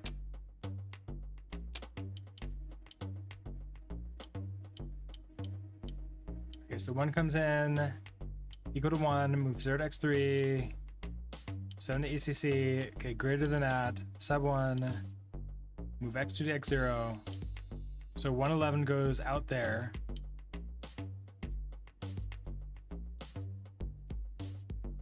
Oh, I need to sleep.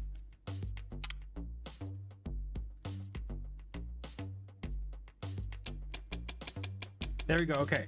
Wait a second. Why did that mess up?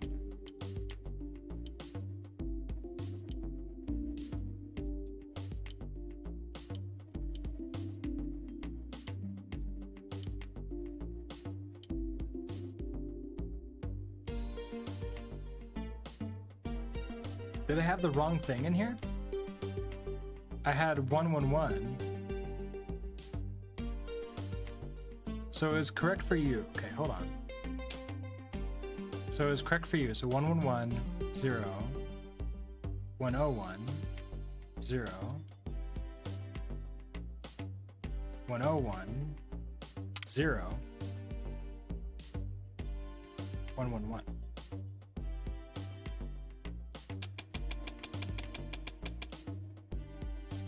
Zero.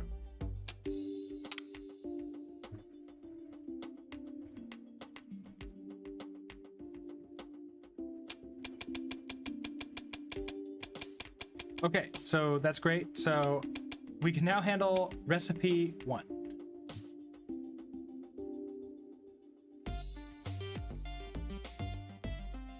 Recipe 3.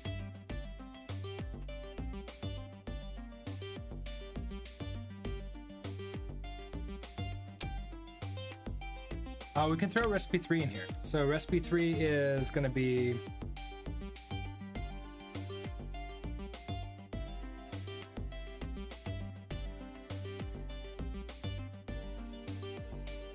I mean 0, let's see what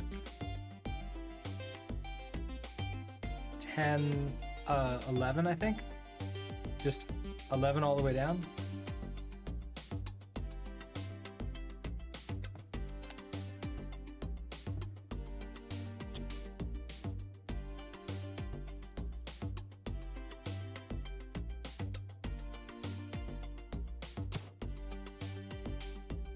I wish I could like reverse and change the port information, but that's not going to work. But maybe this will work. Oh, except that won't work there.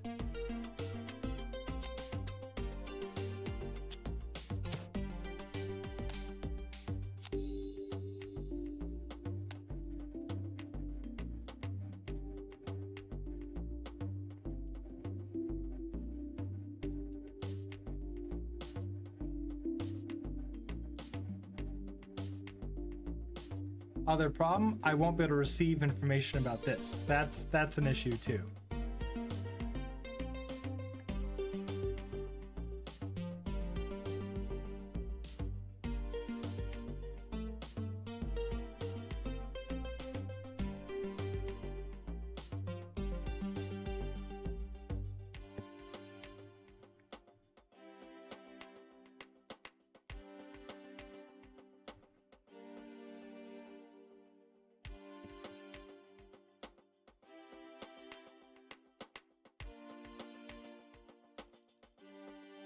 Oh yeah, okay, so I think this is one of the electrical engineering puzzles again for the tracing that is gonna hit me.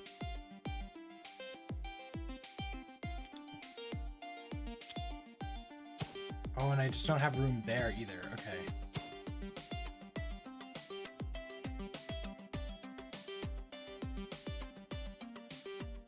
I mean, I could try to have another chip that like then sends a message to this based upon which of these go, but like I feel like I'm running out of room for all the chips, which is an issue.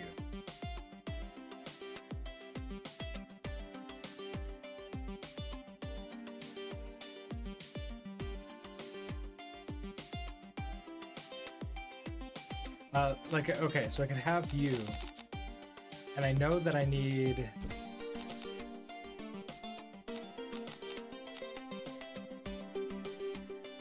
I know I need to send you out here.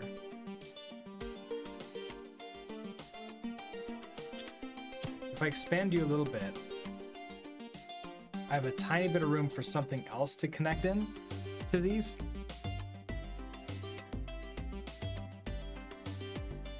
Maybe.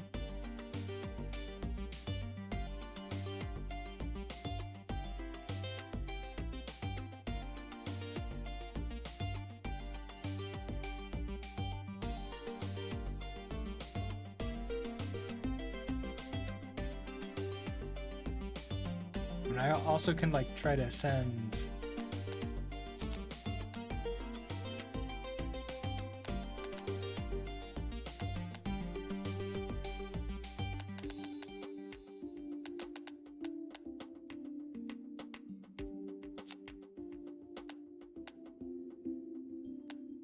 like that.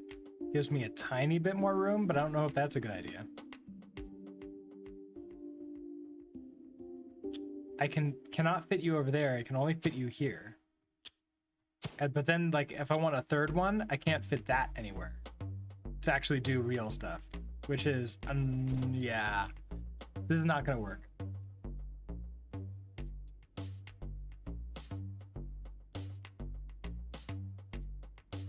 Because even if I hook like this up into there to like just constantly send out, and it's like essentially the same.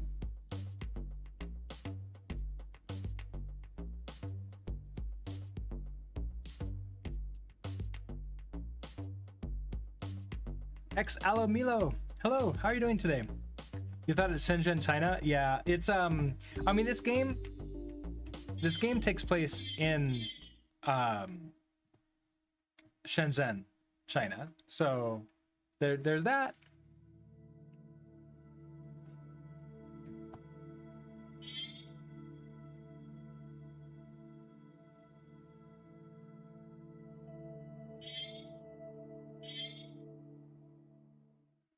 But I'm not really sure what to do with this one here.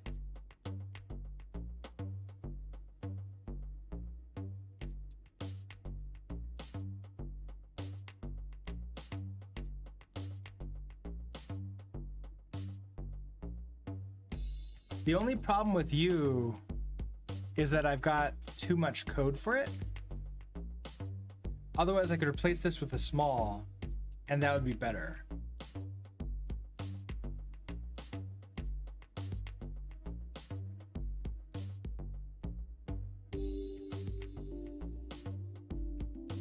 I'm guessing this is another one of those. Oh, these chips could be interesting too.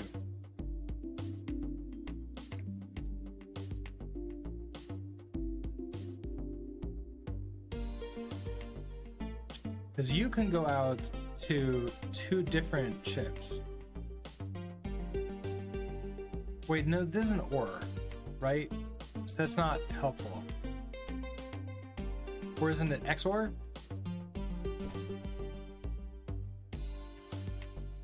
But it requires 2 in and then 2 go out.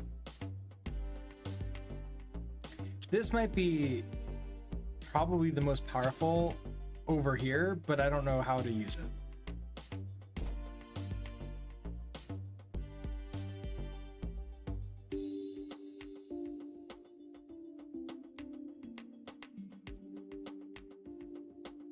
I'm using a decent amount of space with this thing here, which isn't great.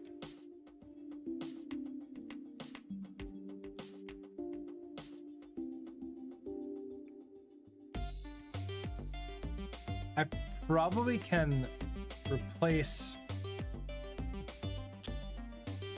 these 2 chips with 1 big one.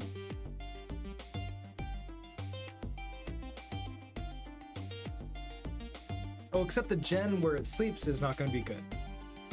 That doesn't work out very well. Except I can't. Maybe it actually will work.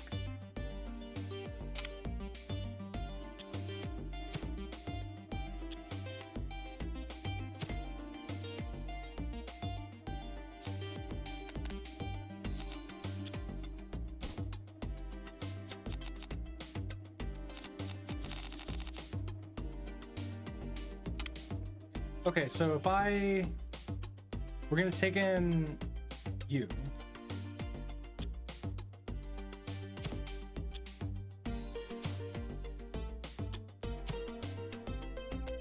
And then I'm gonna just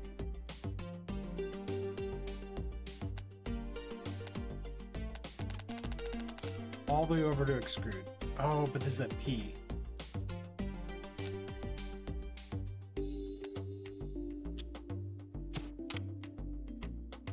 All right, so select X1.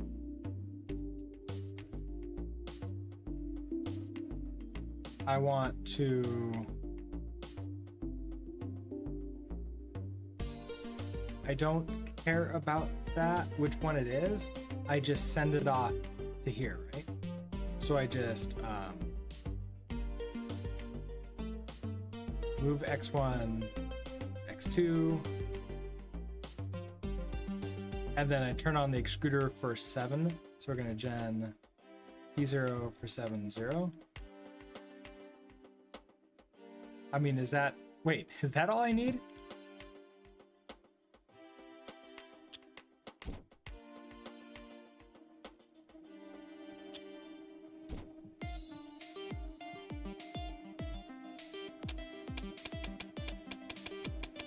I mean, kind of. So yeah, hold on. We don't need the big one for that.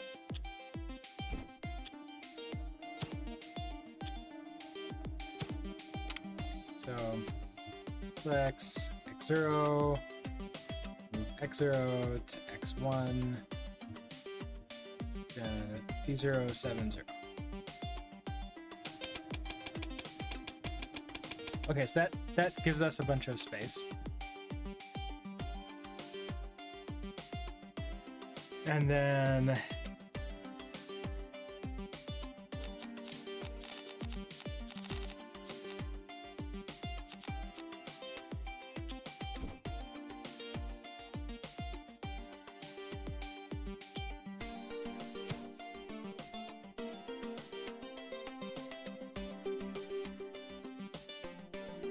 maybe, oh, I can just listen for this, because when it's on, oh, but that's a P port. But maybe this will work.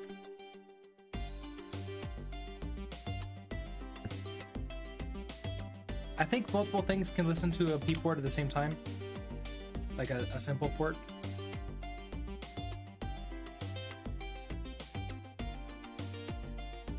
So if I do something like this, let's so if I don't move it out, so if I test equal P0 is 100.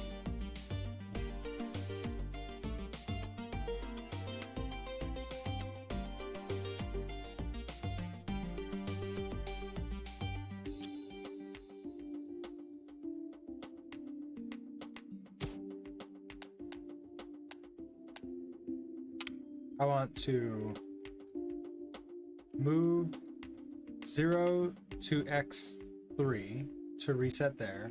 I want to move, was it 7, 8 to ACC.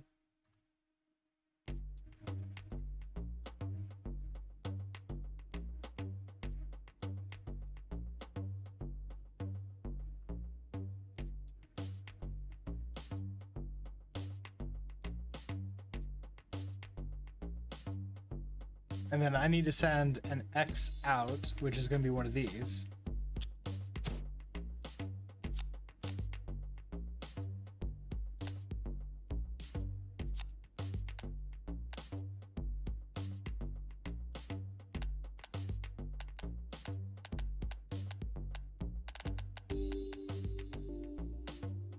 I don't know if that's a good idea or not, but that's what we're doing. So move x2 to x1.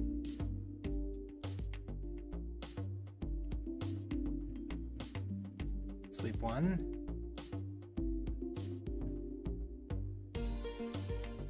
Jump back to the loop. 0. Let's see.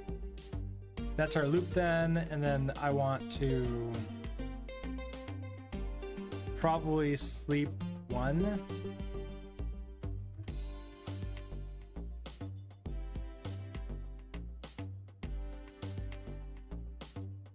And then we're done. Oh, and then you need to, okay, so what if we don't send that out? It's just, hey, as soon as you wake up, gen this. Oh, but I need to know what it is, don't I? And that's the issue, is that I do need to send you out here.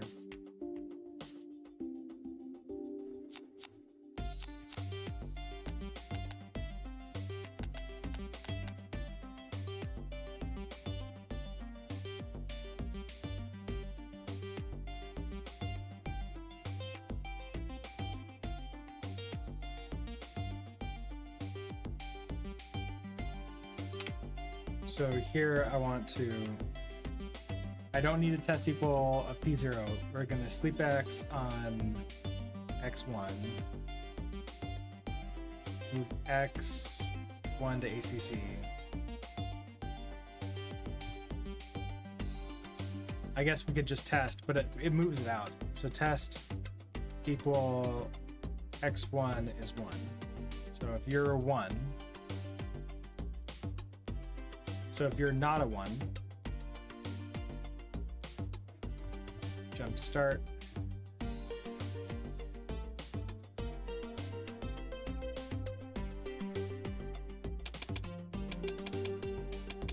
Ooh, park blocked on sleeping, trying to send 111 out. Oh, to the wrong port. Oh, because I switched this around. Okay, hold on. So sleepback's the next one. Test if it's equal to 1, otherwise jump to start. Okay, move 0 to X3.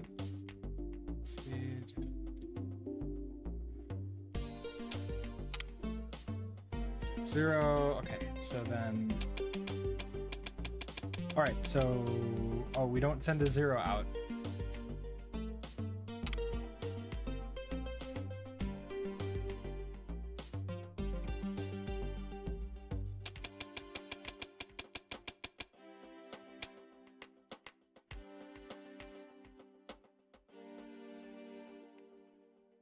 Oh, we're off by 1 there.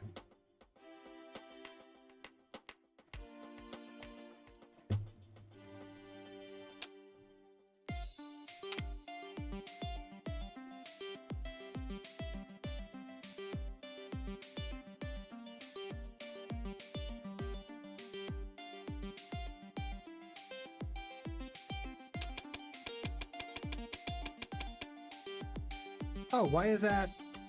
Okay, I thought that would have worked here. Well, that's fun. Okay, so I continued sending out 100 here.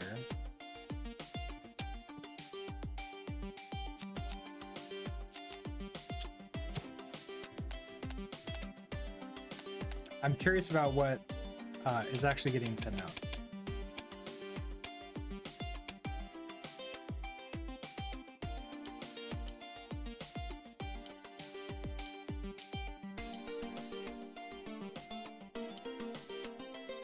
Okay, so we turn on those 2. What I'm not supposed to. Is this supposed to be 7?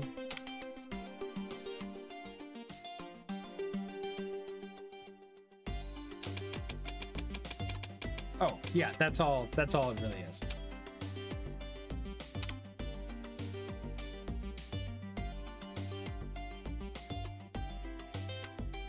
Do we need that sleep 1 then? No, I don't. I'm good to go. Okay, so we can handle recipe 1 again. And we bought ourselves a little bit more space, which is good.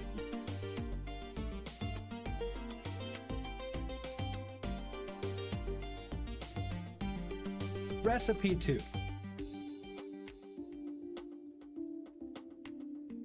This is gonna be the hard one. I guess recipe 3 would probably be the hardest. Now this X here I have access to, so I can send this along like this. Kind of. Kind of.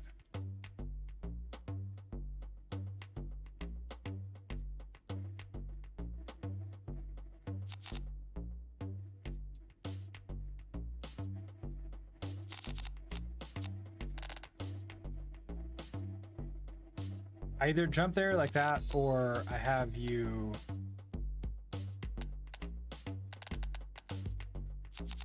do that.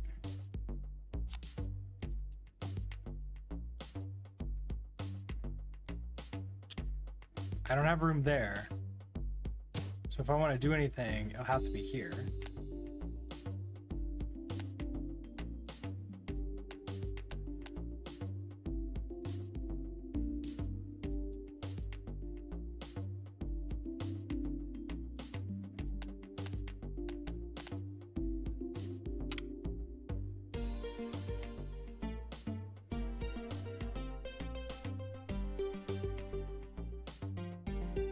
Okay, so if I just do the same thing, so we're going to test if equal x1 is 2.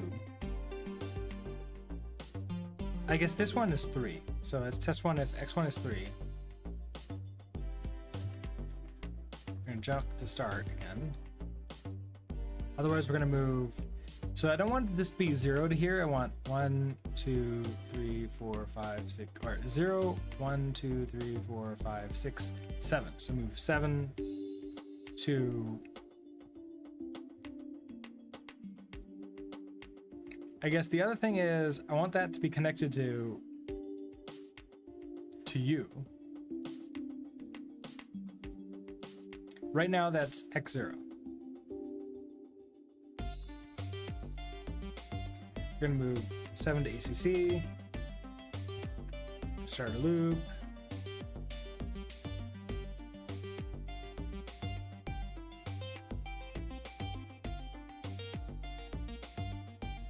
Okay, then you're gonna go out to here.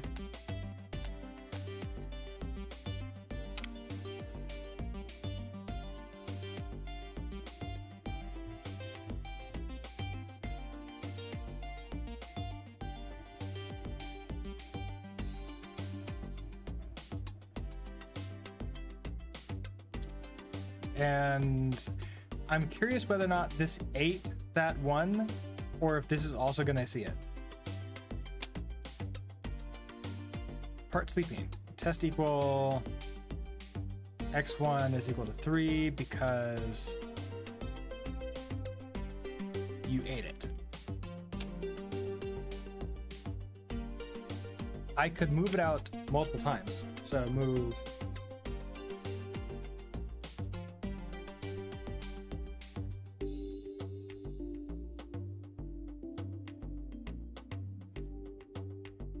So I just move it out twice.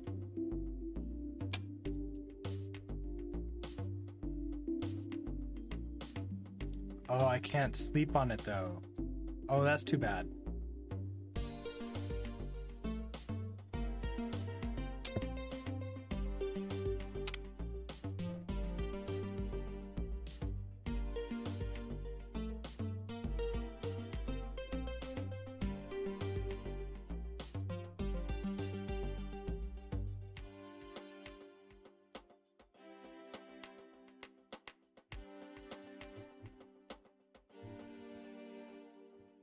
So what if I just send you back out again?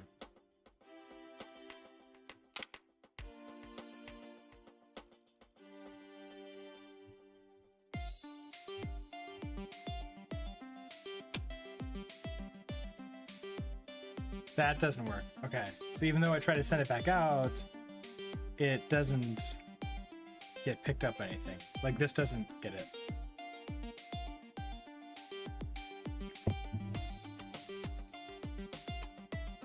It got woken up, but now it's reading. Okay. Is that? Yeah, it's still 0, so it's not set up here. Okay, so that, I mean, it does make me think that the answer is to use this thing here. But we get that off by 1 issue, which is not fun.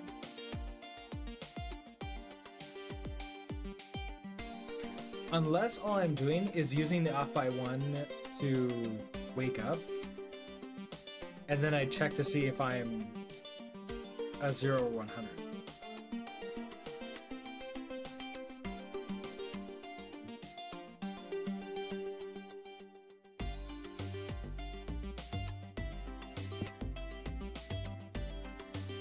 But like, I don't even know where I would get the 3rd one.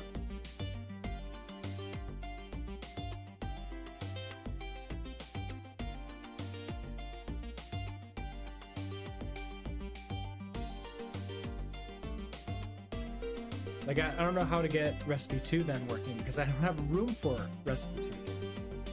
Okay, so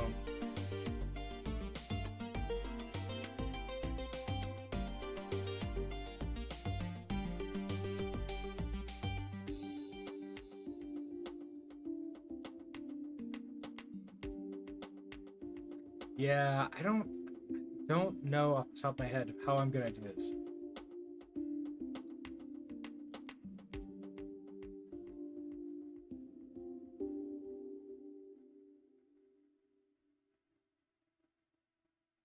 This might end up being another skip. I think, okay, so ads just started like half a minute ago or so. I'm gonna take a super quick break, walk around, stretch a little bit, see if maybe this jogs my mind with some ideas. Otherwise, we'll probably skip and see if we can get the next puzzle. Otherwise, may end early because we're not making forward progress, which is also okay. So I will be right back.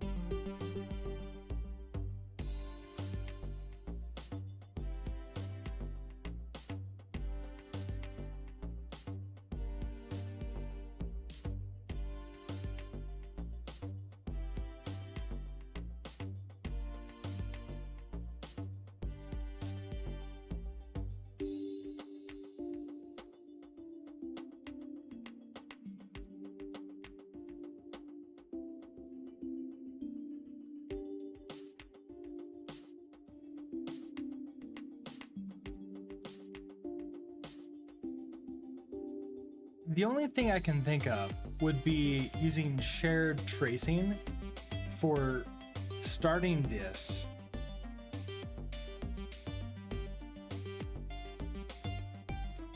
But it is an off by one error for sending these out, unless I can figure out a mathematical way to like multiply by these to like get the hundreds or the tens or whatever set up properly to like get this out into here faster, which is the issue that we're running into.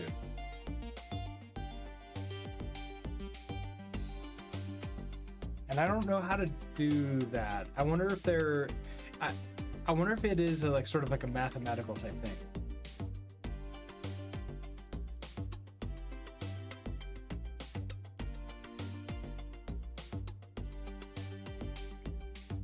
It feels to me like there's too many tests, like too many lines of code over here with this thing because it's not blocking, and I need it to block for this to work properly.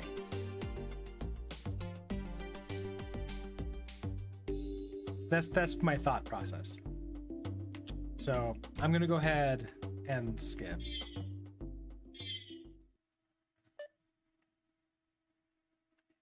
Cleanse your body of harmful nanoparticles. Remove stray carbon nanotubes. Diablo, hello! How are you doing today? Oh, so I bought all the things, or rather, I ordered all the things. They should be coming on Thursday. So on Monday, when we do our stream then, everything hopefully should be better. And we should be good? I don't know. We'll find out. Okay, cleanse your body of harmful nanoparticles. Remove stray carbon nanotubes and other kinds of nanotoxins from the body the natural way with herbal nanoparticle cleanse, only from Health Solutions. Stray carbon nanotubes have been entering our atmosphere at an alarming rate and can remain in a body for decades. Our 100% natural herbal remedy is made from genuine California velt grass, which has been shown to counteract the potential harmful effects of nanoparticles in the body and flush them out by enhancing the body's natural immune system. Order today and also get a free 8-ounce bottle of Wi-Fi Wash, a specially formulated all-natural body wash that removes Wi-Fi buildup on the surface of the skin. Herbal nanoparticle cleanse plus free Wi-Fi Wash. a $30 value. Okay, I was there until the Wi-Fi.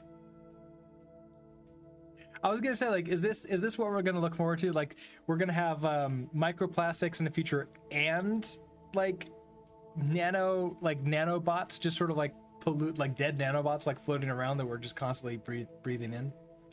Chantilly, hello. How are you doing today?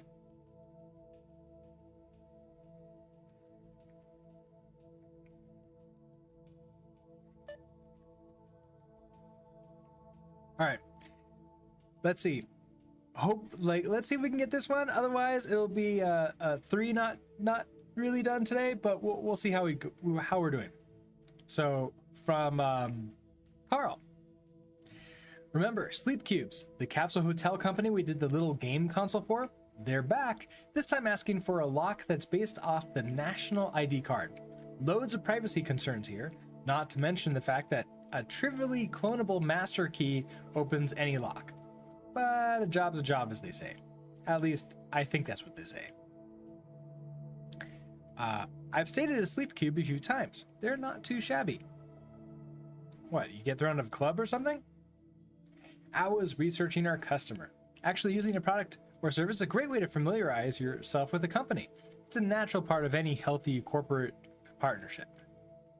Heh, you've really changed, Joe. I mean, that's a normal thing? Okay, well, let's see what they want to do.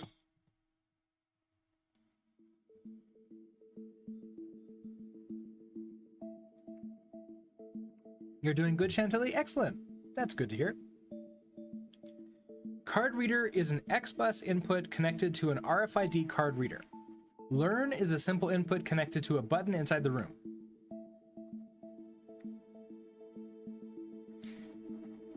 Unlock is a simple output connected to an electric strike plate.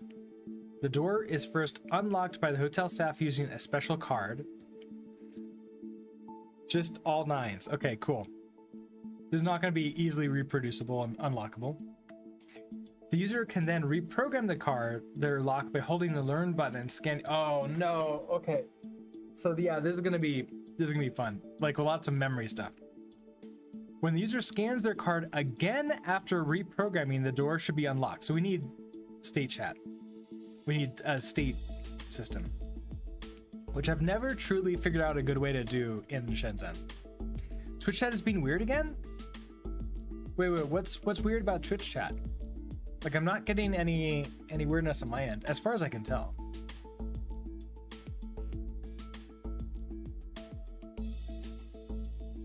Oh, just dropping messages. Huh. Well, I'm not dropping frames, so I don't think, like, whatever my system is can possibly be causing it. It's just Twitch is just being weird. That's too bad. When user scans their card again and reprogramming, the door should be unlocked. Any card other than the user's card or the hotel staff card should not unlock the door. To unlock the door, the unlock signal should be held high for 6 time units.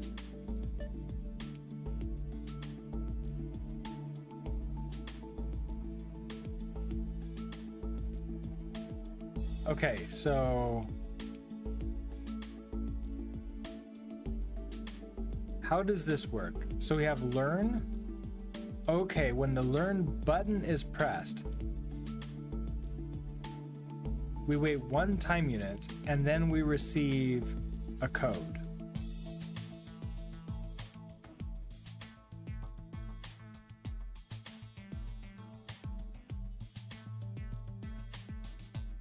You've been trying Helix out, requires surprisingly little customization. Yeah, that's what I found too. I'm still really enjoying Helix after trying it out. How are you liking it? The big thing for I think a lot of people is, especially coming from like a Vim-like system, is the some of those commands are different and require just like a little bit of relearning.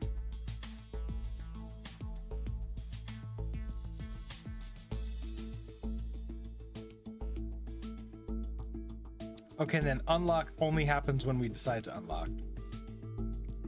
Like, I almost feel that I want to do something like this. That I catch on you, so if I like, wrong keyboard. sleep X on X0. Okay, if I receive any signal, I just immediately unlock, right? Which is how many time units? 1, 2, 3, 4, 5, 6. So I just gen P1 60. And that unlocks the door. So that part's easy, right? Yeah, X for like select the line is so bad. I combine DD to do line delete, I think, but yeah, I've not really played around with any rebinds with Helix yet.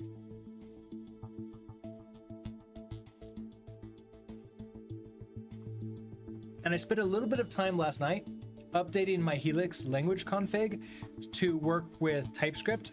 So it uses TypeScript as the language server, and then it uses Prettier as the format all together. And so that was nice to get working. So that way, next time we're doing LMS type stuff and I have to go into the testing, it actually just works. I don't have nothing at all, which is really nice to have.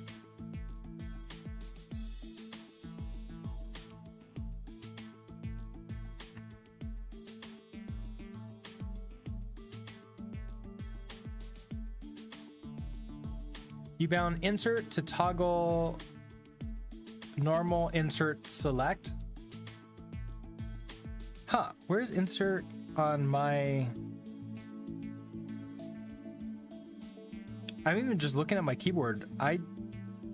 Oh, insert is a function key. That would be really hard on my keyboard.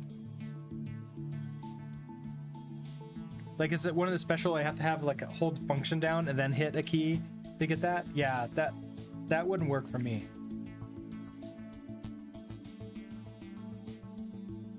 I have a Kinesis Freestyle Pro as split keyboard, and so insert is the function key on pause. So I'd have to hold FN and then hit pause, which is all the way over in the far right top of the keyboard, right next to delete. So that would not work for me. But you know what? I found this like way more than like VS Code. Any text-based editor is going to be like unusable between multiple people, right? Because like everybody configures it differently, and it can be different enough that it's like I can't even move. Like that's especially true with Vim, like text editors. It's like I don't even know how to literally move around the screen anymore. Max bind it silently as FN enter. Oh, interesting. Okay. I wonder if that would be the same on the keyboard. I don't think I've ever tried that before. What I do is I rebind my caps lock key as the escape key, so I can switch back to normal mode pretty easily from any other mode. And then I just use the V for visual select mode, which is, I think, default.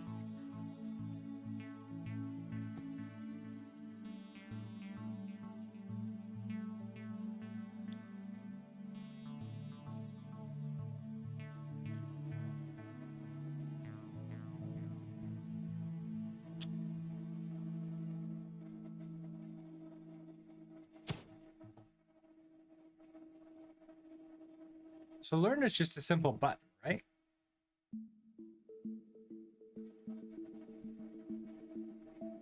It's a simple button if it's held down.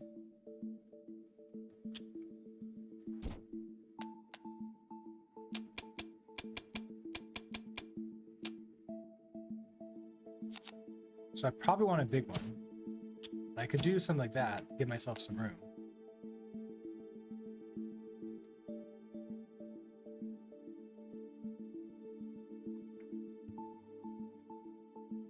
I probably want to use memory. You rebind caps lock as both VI and Emacs caps lock. Tap to escape, hold to control. Oh, I've never even considered doing something like that.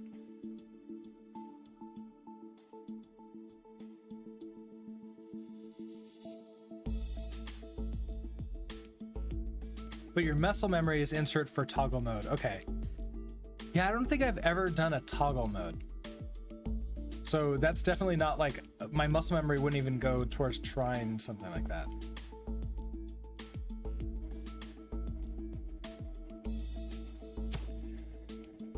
Okay, so I only need to worry about one card at a time for this.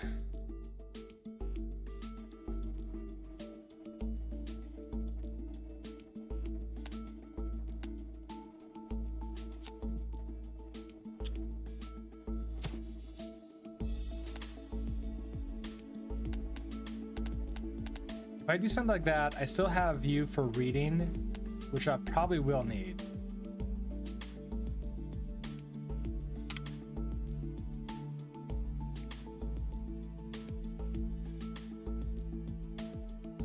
Okay, so really all I have to do is check to see if learn is held down.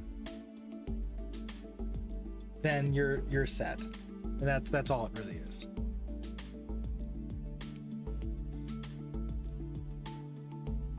So we're just going to sleep X on X0.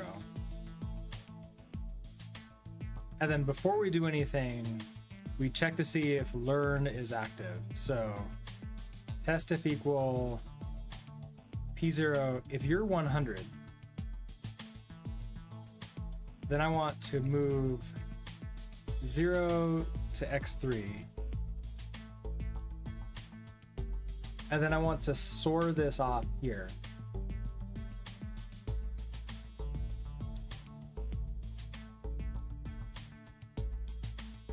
Otherwise,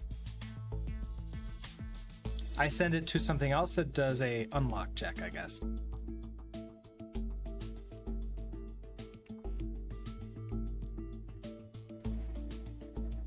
Oh, some people bind JJ for escape, never cared for that. At one point in time, I did KK for escape. JJ was, I didn't like that. I liked going down on my keyboard. You also rebound semicolon for command mode in Helix, so it's much easier in Helix to do. Oh, interesting. Okay. I also am running on Colmac's keyboard, so it is also different there. And I haven't rebound like the movement keys. I just got used to like moving up and down and other things. So that is interesting. Bivex, hello. How are you doing today? I am thinking about like trying to rebind maybe the movement keys so I don't have to go up and down, which would be nice. Just trying a small comic? Nice. Every once in a while I think like, oh man, it would be fun to do like some kind of comic or something else, but I'm still working on my drawing skills. I have like every once in a while I'll do some practice, but not nearly enough to actually like consistently get better.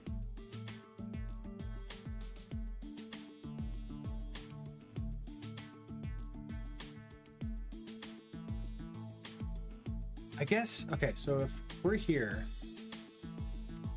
so if you're not equal to 100, then just jump to like unlock, and maybe I'll just send a message out to unlock. Otherwise, we're gonna be in here, we wanna move 0 to X3, right? Yeah, 0 to X3, I wanna move, how many are these? 10. They're 10 digits, so move 10 to ACC.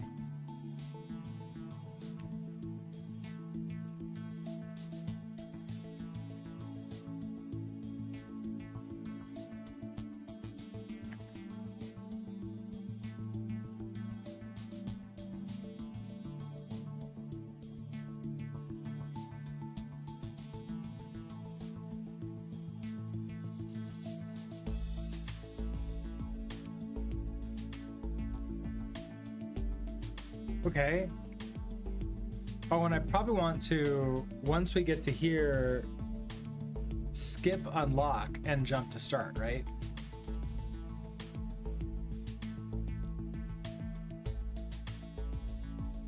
Something like that. So this should learn it, right? Okay, this is the first time I'm getting you, and unlock needs to like sleep on.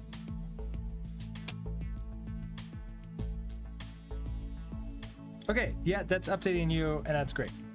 Perfect.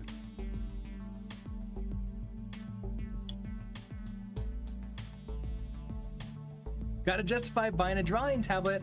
So I don't have a, I have a Wacom tablet, which I used when I was teaching to do whiteboard type stuff with. So like, oh yeah, I'm drawing with a whiteboard. It was so much easier than trying to draw with my mouse or actually use like a real whiteboard. Just that was so much better. And then after like I was done with teaching in the classroom, I haven't really used it much since then.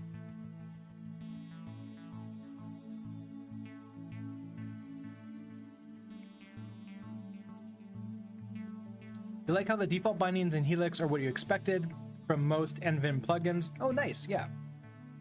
That's good. Honestly, I kind of like when NVim plugins don't come with bindings because then I actually have to think about what makes sense for me instead of just trying to use the defaults. Yeah, that's interesting too. I do sometimes find that it's not easy to like sort of know what bindings have been set up. It would be nice to basically just have something like I don't know, maybe like some kind of interface, like maybe a CLI tool that you could use, like, okay, just please bind this. Like, what do you want to do to press this thing? And I would love to know if I'm screwing myself over by like binding, by like removing a bind from another key. Like, you know how games, like really good design of modern games, if you rebind a key that was previously set, it will tell you, ooh, or like there's multiple things now bound to that key. It's like, ooh, you got a problem. You're gonna have an issue. Are you sure you want to do this?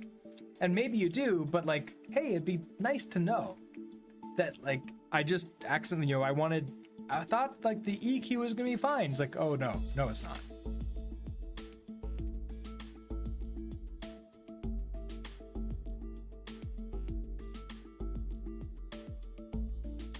The weirdest thing that kind of sold me on Helix is that space is the leader by default.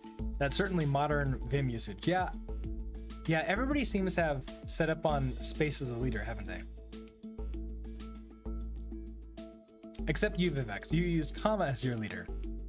That's interesting. Comma as the leader. I guess my thumbs don't have enough to do, so it's like space as the leader feels right.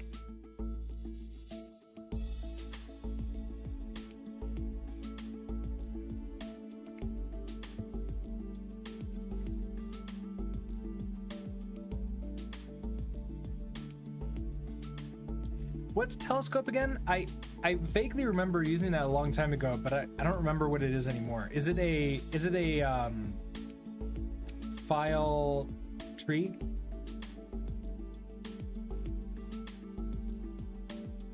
You don't know why really. Your fingers are often closer to space than comma, but now it's muscle memory. So yeah, I mean that's how it is for a lot of us, right? Like eventually it just becomes muscle memory, and why should we ever change that?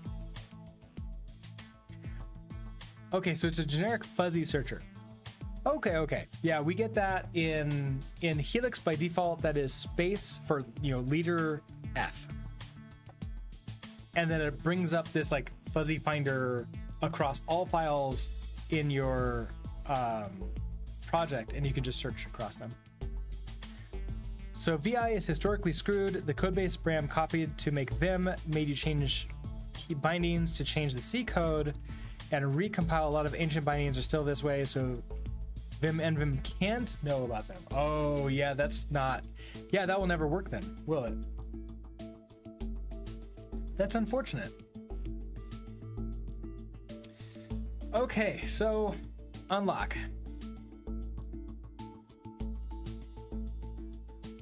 What I could do is I could just send a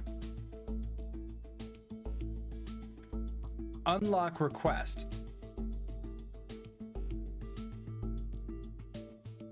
Oh, which is actually just sending, okay, so if I'm not pressing this down and I get things in, it's sending this out, right?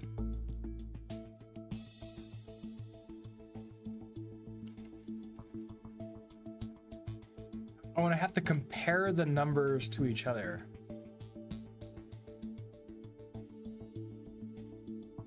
I haven't done anything with SLX if we're in unlock mode. So I just move all of these over. Which is another loop. Oh no, okay, this is gonna be... Do I have enough room for this? So unlock is greater than ACC. Oh, I have to move AC. Oh no. Move and the ACC.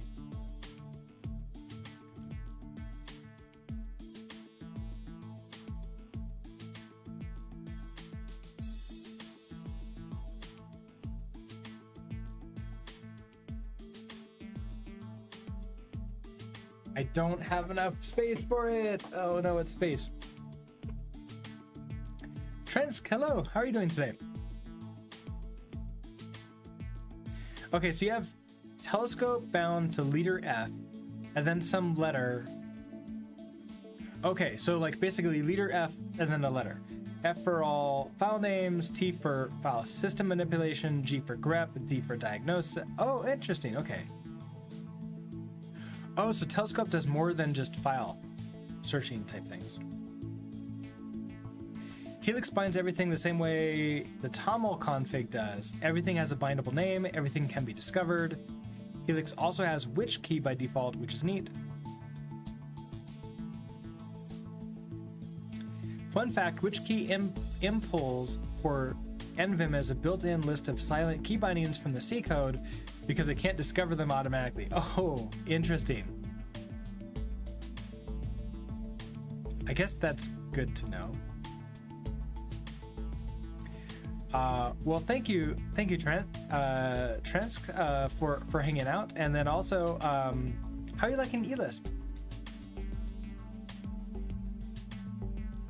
Because you were here the other day chatting about working with eLisp, right? So still working with it, right? It's for your Emacs config, if I remember correctly.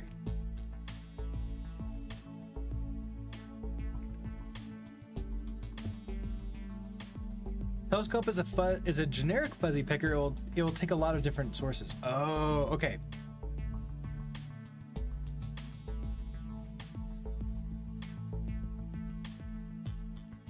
Yeah, so we have a fuzzy file finder, not a fuzzy finder in Helix. Mostly you're burnt out on your 25 plus years of Vim because of how legacy the codebase is, and it's nearly impossible to fix without breaking shit for users hard. I can see that. I can definitely see that. I've heard that,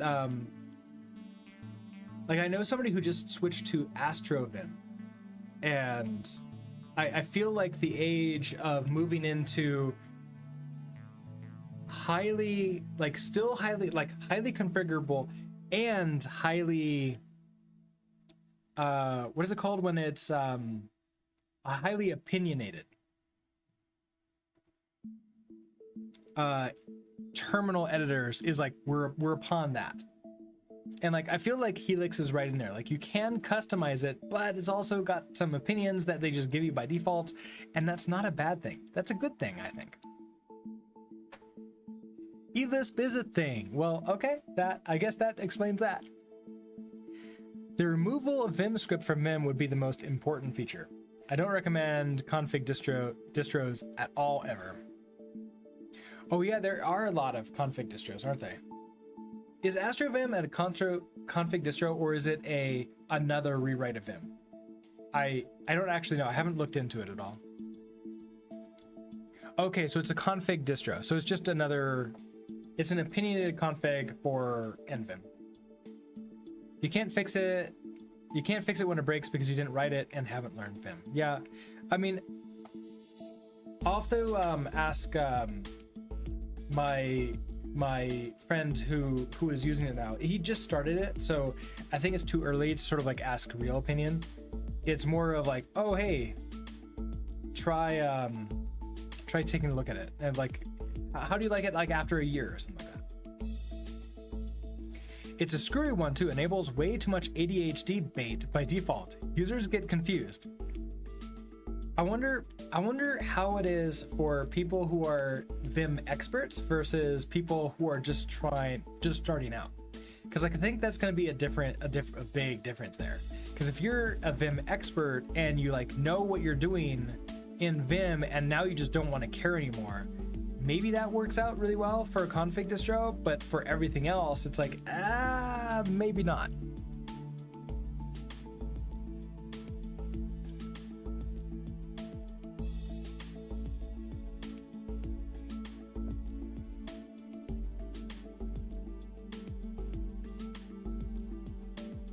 Okay, so I've been playing around with this and I'm not entirely sure. Okay, so if I'm running out of space here, I think what we can do is move the card, have two things read off the card reader, and they can both wake up, but then one of them is just looking at learn and then reads from a card reader, and then one of them reads from it, or the other one doesn't. It's like one or the other, right? I think that would work. Which means we need to move you out.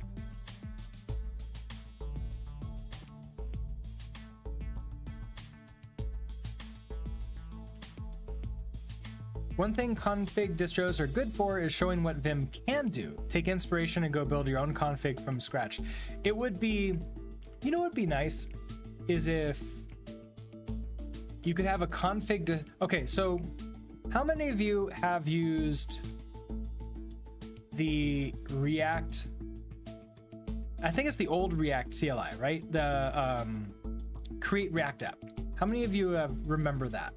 I don't think anybody uses it anymore, but back in the day, that was like the tool. That was one of the tools that like caused everybody to say like, oh, this is pretty cool. We're gonna move away from Angular, which has nothing. And create React app was basically that. It like has a lot of defaults, it has a lot of config, it has a lot of scripts and other things that are sort of running behind the scenes. And it's very easy for you to like, what the heck is going on? I have no idea. But they had a really cool feature called Explode, I think, where you can run a command, mpx explode or something like that, and it would basically say like, okay, instead of just going into like the magic location and node modules for all of these scripts and the configs and everything else we're doing, we're instead going to bring them out into your system so you can actually read them and look at what they're doing and then change them, and those changes take effect forever, right? So if you were to do that, then that's sort of like, I feel like we're missing that. Like that's like the next logical step is like, what if we had something like AstroVim that then you can just say like, okay, no, I'm done, explode, and just like puts it into easier read config files like that you can now update and tweak and do everything else you want to. That'd be nice. Although I'm using Helix now, so I wouldn't be a beneficiary of it.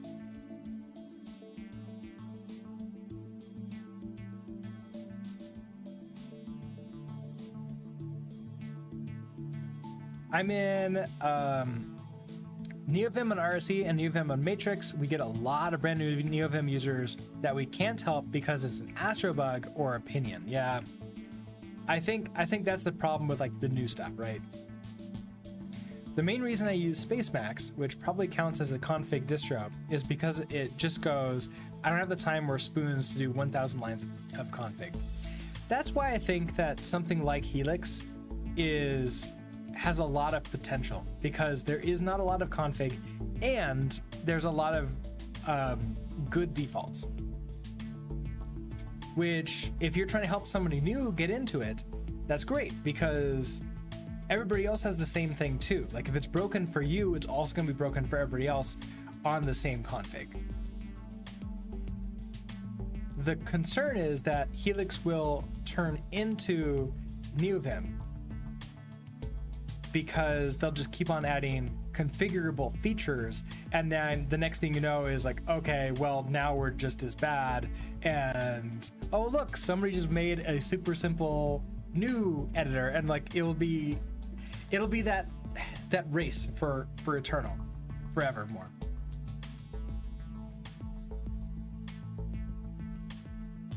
That's basically mini NVim in a way.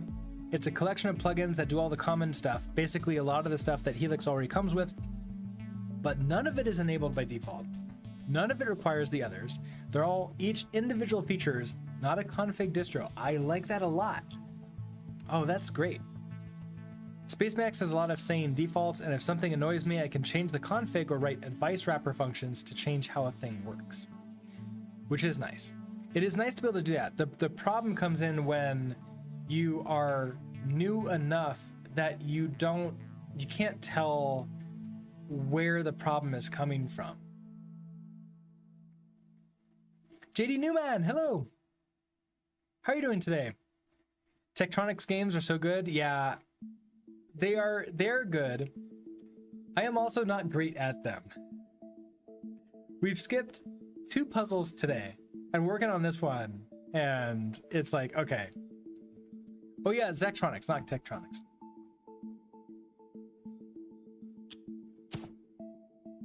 I think these two need to get moved out now.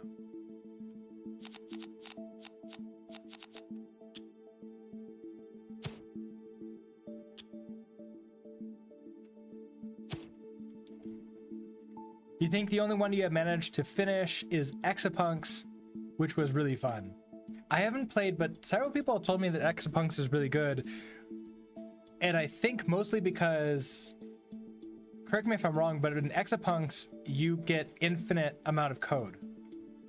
Like, you can scroll in the code, and therefore I don't have to worry about the problem that I'm worried about here, which is like, oh, I ran out of room.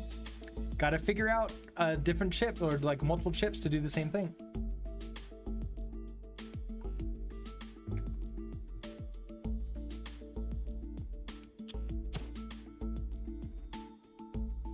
So I want to say that I need to do 2 of these.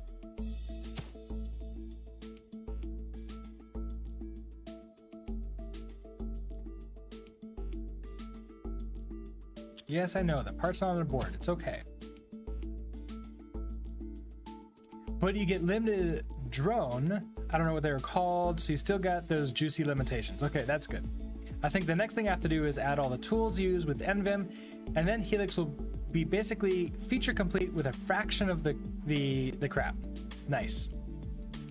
Oh, and Diablo, a workflow that I am starting to experiment with, and I've seen some people chat about online, is the this only works if you're on a Unix-like system, which is you could use suspend. So like, oh, I want to jump into a terminal to do something, you could just suspend Helix, do whatever you want to do, and then foreground Helix again, and then you're good to go. Which is really nice. And it's a little bit faster than using like a pop-up window like Zelich or something like that. I mean, yeah, you could open a kernel buffer in NVim, but we're not in NVim, we're in Helix.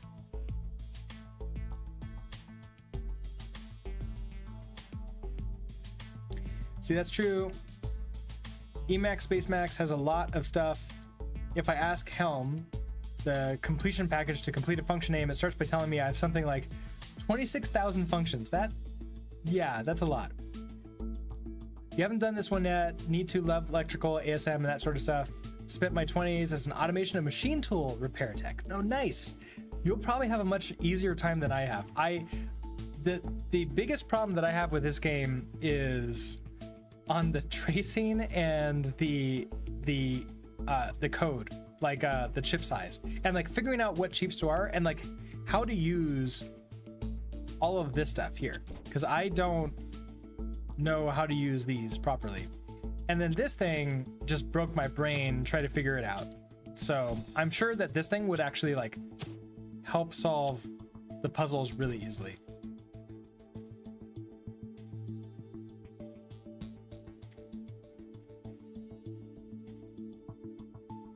Yeah, I spend Vim on remote machines that don't have screen or tmux. Almost most remote machines have screen. So that's interesting. But yeah, suspending it does work. And yeah, it is my fault that I'm using Helix instead of Envim. Yeah, that's true. My local machines just use Tmux. My Tmux handles the pop-up terminal part for me. Yeah, I use Zellige, which can do pop-up terminal. And it is the default keystrokes that I have for the pop-up terminal are like kind of a little bit, let's see, Control P W, as opposed to Control Z, and then I'm out, and I'm like in a terminal. So like, I don't know. It depends upon how lazy I'm feeling.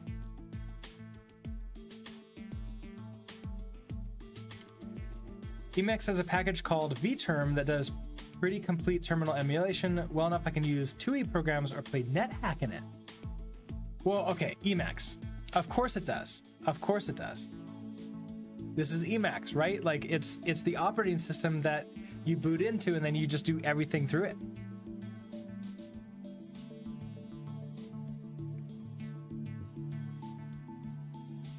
You may switch to Zellige at some point. It's starting to reach the level of feature completion you want. Nice. I've been using Zellige pretty heavily since I heard about it, and it's pretty much switched to Helix at the same time, and it's been pretty good. In a most recent update, they now keep all across boots. They keep sessions, although everything is closed within the session, but it tries to remember the layouts of everything, which is actually really nice. MX kitchen sink. Yeah, that's the thing. Okay, I have 45 minutes at the most before I have to take off because I have a meeting in the real world. So how do I want to position these? So we have this card reader comes in on an X bus, and then we have this learn button. And so regardless, like I have to do that learn button. This is a P, but it's a 100, and I feel like the learn thing, this is the only one I really care about.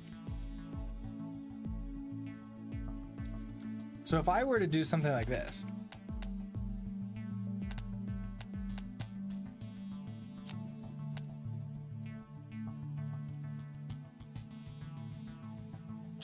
and I stuff you in here,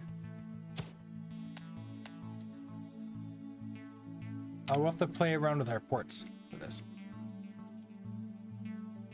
Did they ever add stuff like a way to see background activity and move windows around sessions? Move windows around sessions? I'm not sure. Background activity, I don't think so. I can move windows. Oh, like move a window from one session to another. I have never even thought of to try that. Generally speaking, for me, I just run a session and I'm just in that terminal session. I'm not really like a multiple session person. All right, heads up, we have an ad break starting in around 50 seconds or so. And it's, I cannot skip this one because I have already used all three of my snoozes. So sorry about that in advance. I don't think Helix should ever get a terminal, although it could just use Alacrity terminal, which is the core of Alacrity and works like Leonard's libvterm that NeoVim uses. It could, although, yeah, I feel like it's trying to be more lightweight, so I could totally see that. Like in Tmux, I can see what Tmux sessions are running on my machine and yoink windows from one to another. I don't think I can do that. You watch an ad for the stream? Oh, thank you. Although, like, if you skip all those things, I don't mind either. And the ads run for a minute and a half, so sorry in advance for that. Okay, they're starting any second.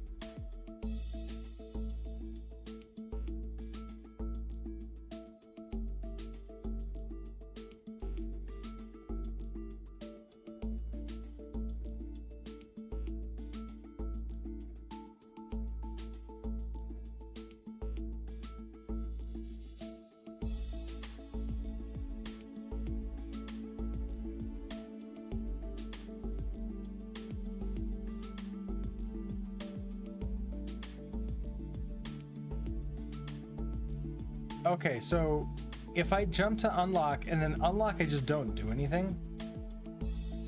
I just sleep 1. Otherwise, we move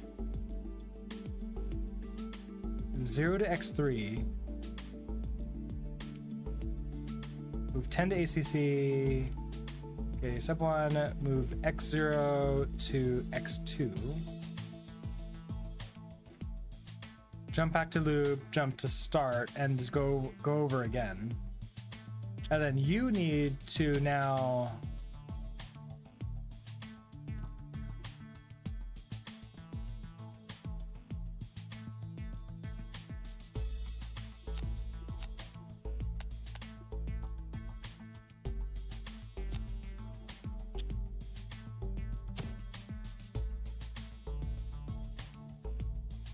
And then I can also bridge you up here like that. Kind of.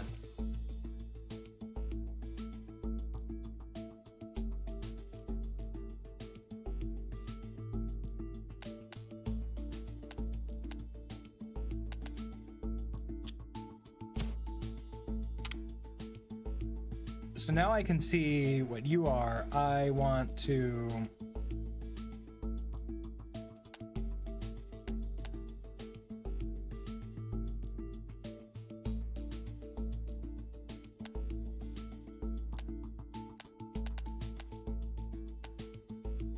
I can read out of here, so we have the A and the read, and it doesn't really matter if I use that or not.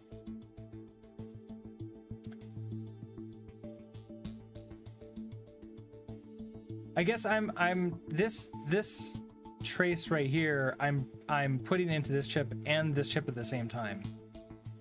This is the button for if we're learning or not, and that's going into both as well. Do I have an extra one that I don't need?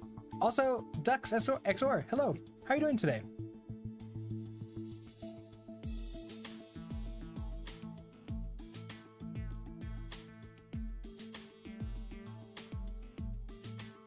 With Firefox, you can pop out of the muted video and mute the ad. Oh, nice. That is nice. You have no choice. You use Twitch via Chatty and Stremlink VLCs, so ads just get eaten whether or not you want them or not. Okay, well, I don't mind whatsoever. Nifty, you were seeing you see what I mean about the traces, yeah, and they take up a lot of space. Seems like you can just go across with the learn rather than up and down. Okay, so across with the learn. So this is learn. So hold on, let's reset this.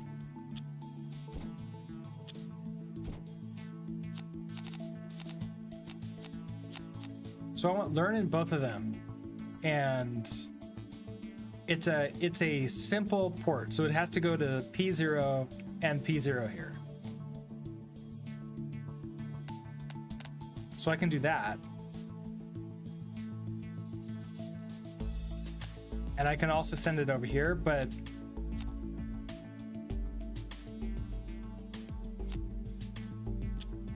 so I can do that. Okay, and then card reader, I can come into X1 like that. So SLX X1 now.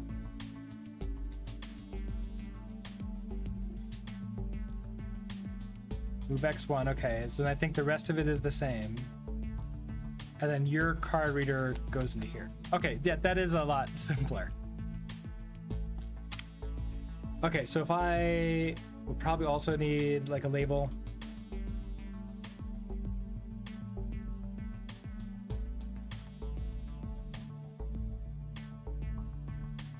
Oh, not what you meant, but I guess that works. Okay, well, this is the problem with like the Twitch chat thing is like I have a lot of trouble like imagining what, or like turning what you're saying into like, okay, well, that's what it is.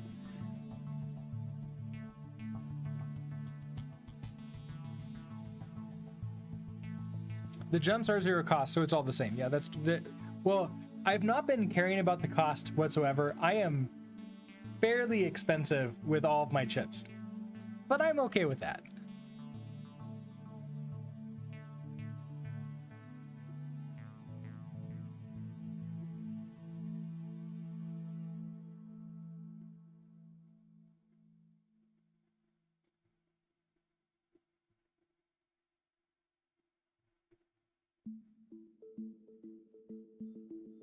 I probably could also put this chip over one to the left, can I? Like I could just go here, which helps out just a tiny bit, right?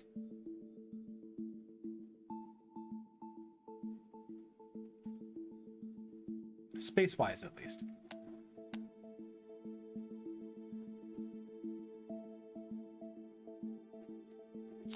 I can save a little bit of space also by saying, okay, so you're like that.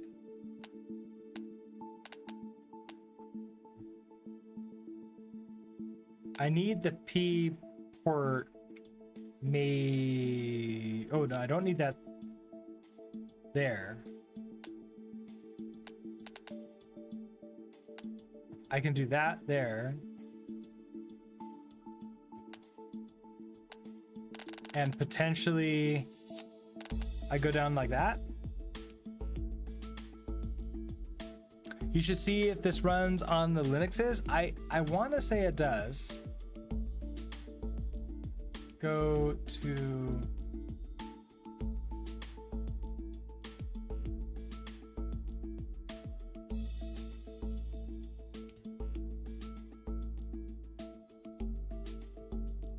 It does. It does run on the Linuxes. As long as, and if you have Steam, it just sort of works.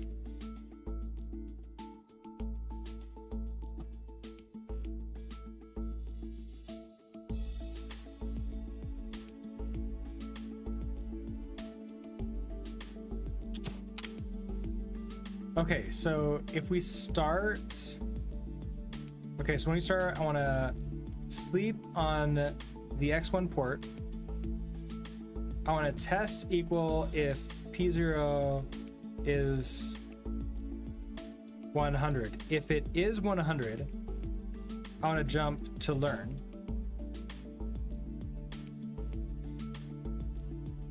Because in learn, we're just sleeping 1 because we're done. So at this point in time, we're attempting to unlock this. I want to reset. So move 0 to X3 to reset our reader of the memory to the first one here.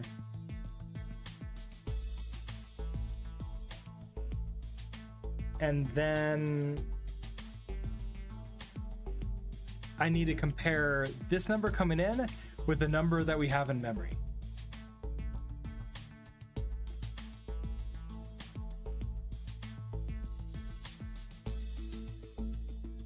I foresee a major problem that I'm not handling right now, which is what am I gonna do when we get the 99999999999? We're not handling it at all. So even if I get this to work with everything else, that won't work. Okay, so move X0 to X3.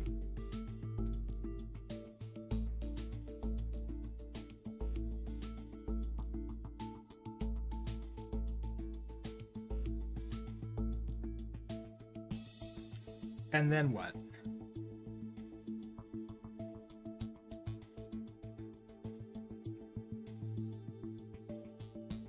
Then I compare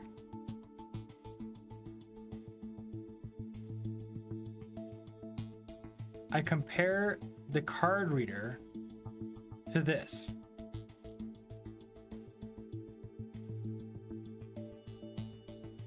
I might be able to do the 999s at the same time as this loop, can't I? Ooh, but that might be difficult because it's gonna be like a triple, like a double AND where I have to like test to see, are you 9 and was the previous DAT 9? I might need like another chip to sort of test that, which is gonna kind of suck. Okay, so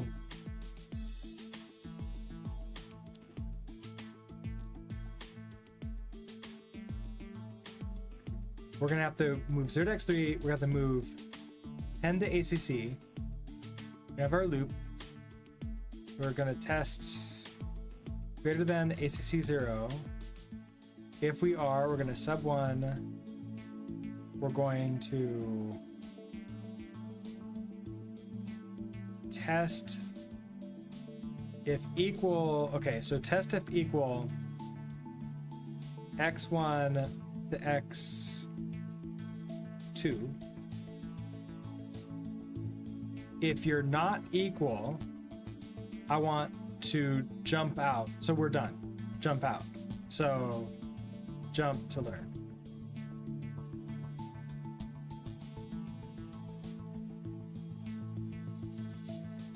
Otherwise, jump to loop again.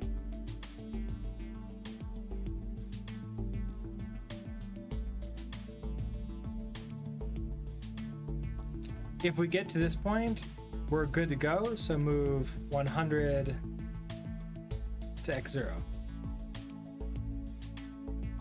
And so, okay, use sleep x and x0, move x0 to null. And then it generates that, so this might unlock it.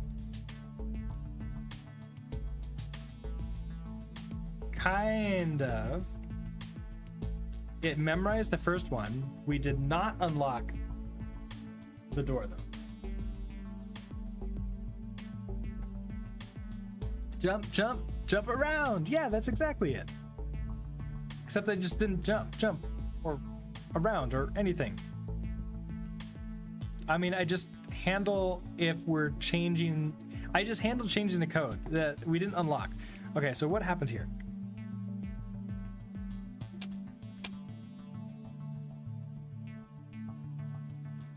So we have 9 coming in on the card reader, and the learn button is not pressed down. So you wake up, test if equal to P0 100 is not.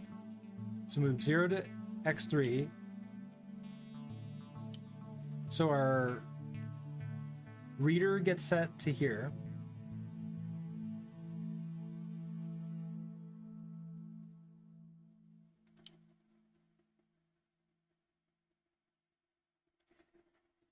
Test greater than AC 0. Okay, so we move 10 into here. Sub 1. Test if equal x1 and this are the same, so 9 and 9. It is, okay. Then jump to loop.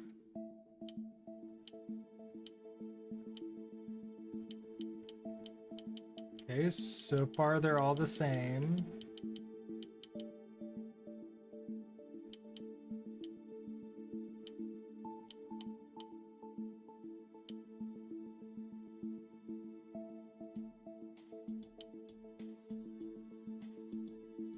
Oh, there was one extra loop in here.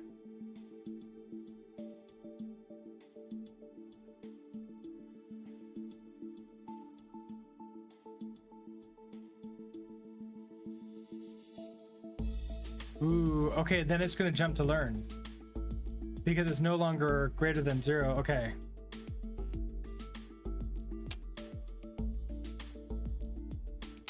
What if I move 11? Oh no, this is not going to work around either because it's going to, like, everything will be fine, but then it's going to do one extra one, isn't it?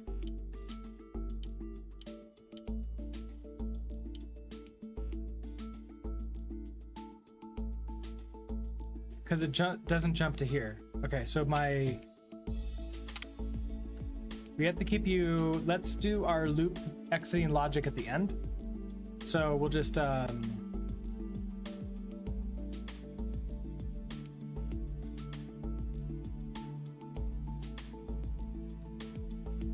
sub 1 test equal, okay, that otherwise, okay, so if you're not equal, jump to learn. Now we can test equal ACC 0. Why is that still 11? Maybe 10. Okay, so if you're 0, negative jump to loop. Otherwise, we're good to go. Move 100 there. Move sleep 1. Okay. Now we open the door. Okay, perfect. Okay, so we're handling recoding, like pairing or coding or new key or whatever it is, encoding the lock with a new key. And we're handling unlocking the door with that key, and we're handling not unlocking the door if the key is not correct. What we're not doing is unlocking the door with an admin key.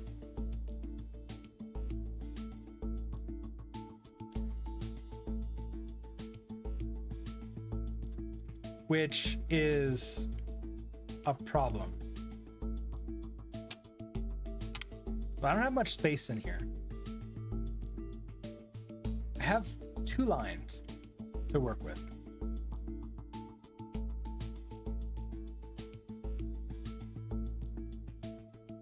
I mean, I have plenty of space.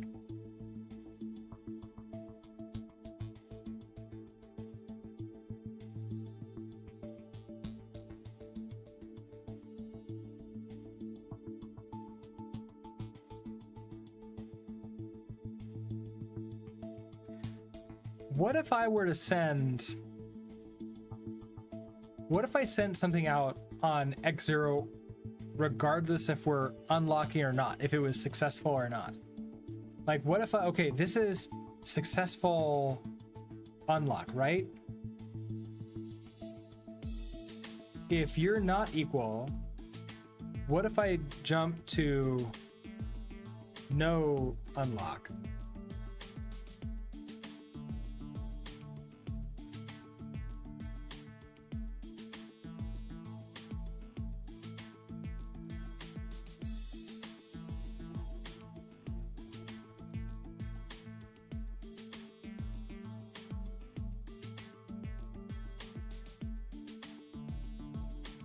No, wait, but much better idea.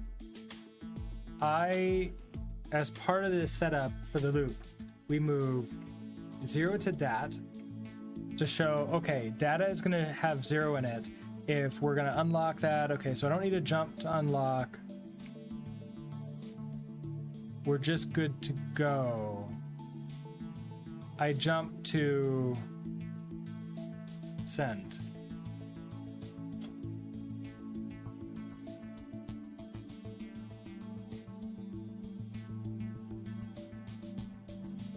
Okay, so test here, otherwise you jump to loop.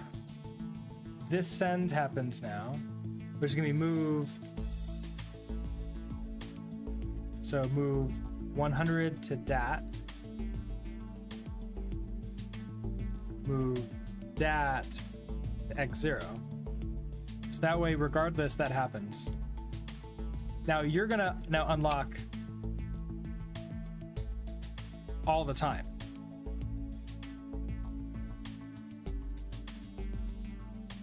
Why did that halt? Oh, part not sleeping.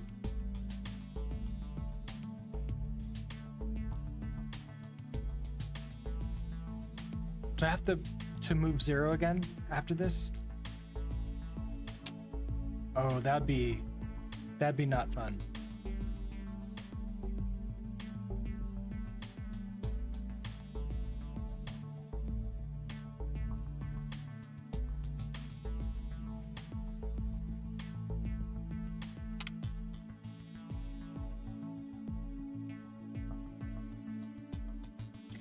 There's like a knob, right?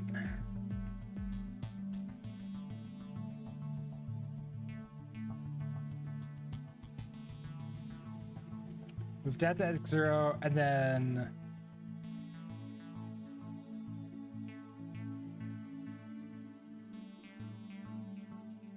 I just jump to learn here, and that sleeps 1.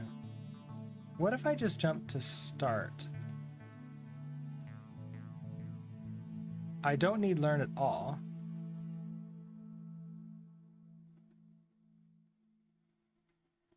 Move dat to x0.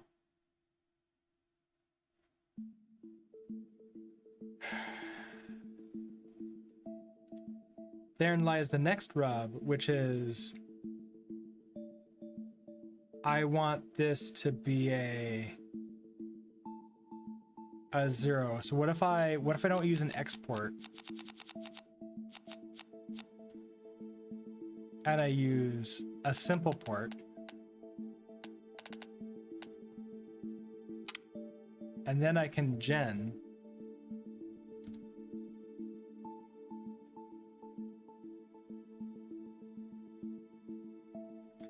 But gen won't work because that's 100, right? That's not gonna work. I can just move that to P1 and then sleep 1 and then the nothing again. So that doesn't work either.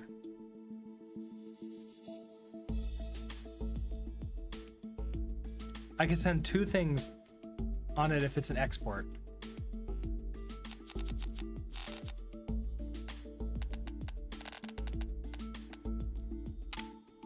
So can I do that? Move that to x0, move 0 to x0.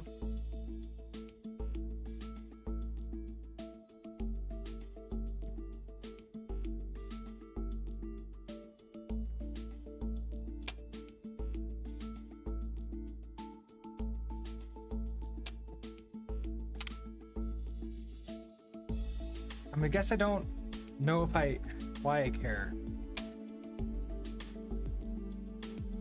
Because it gets parts blocked but not reading, move that to x0. I moved x0 to null. You're sending this pulse out. This gen sleeps it for 6 time units.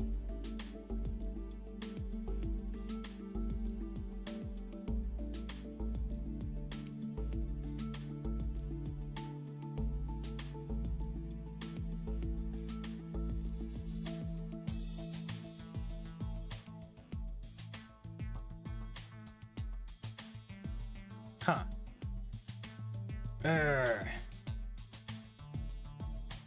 Like, I feel I'm really close, but...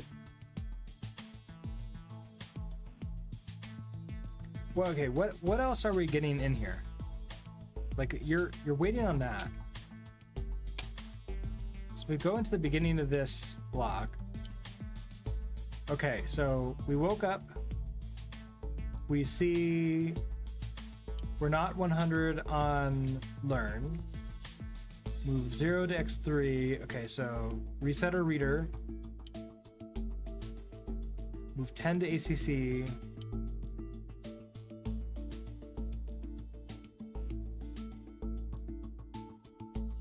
Move 0 to data.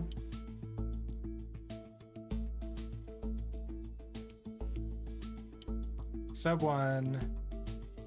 Check to see if they're equal. Okay, so we have to do that. We're not equal because it was 9 and 0. Because it's this one right here.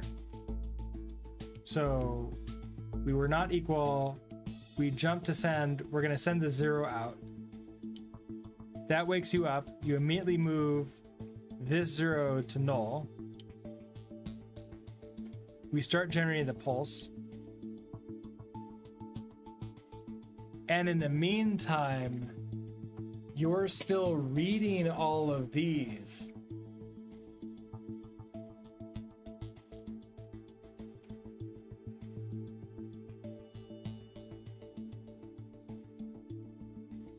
That is the reason why.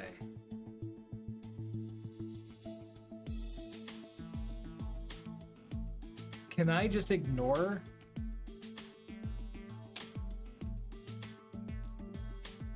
Like, I just want to sleep. That's why I need to sleep here. I moved that out and kind of like sleep 1 and just said, like, I don't care anymore.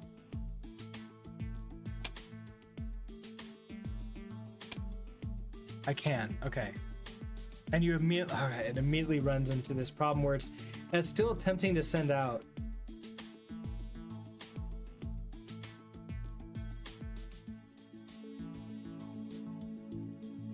Wait, is it still attempting? Why is it still attempting to send out?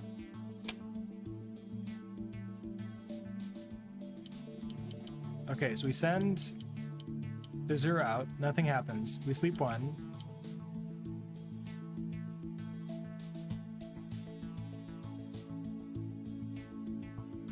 Let's ignore the fact that we're opening the gates, but that's fine.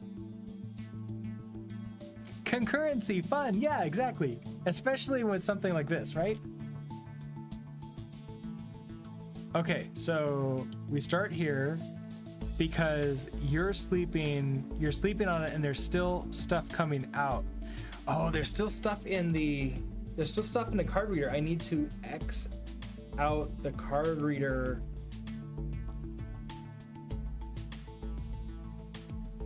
Even though I slept.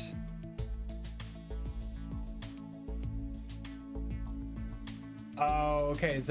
That's basically me not understanding how the card reader works, which is unfortunate.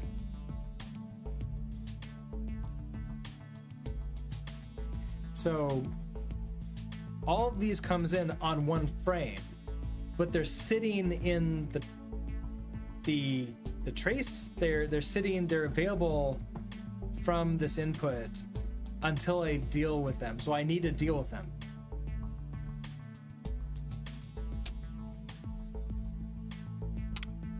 Okay, so if I don't sleep,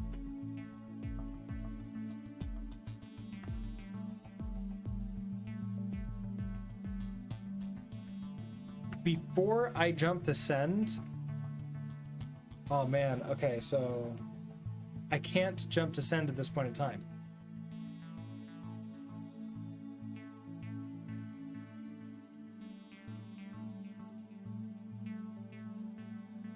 It's like I need something to...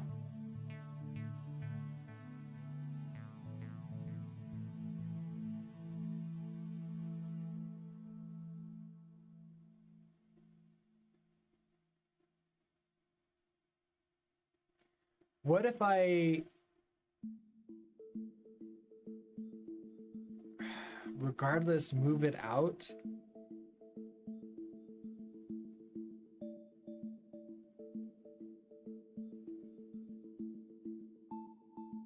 Like, I wonder if I want to move out, like, if it's correct or not.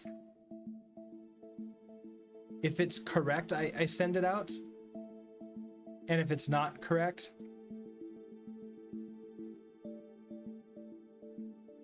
that doesn't make any sense either.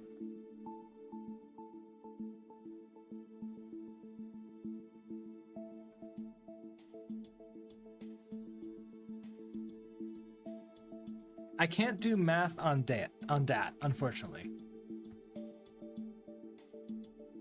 Which would be really nice.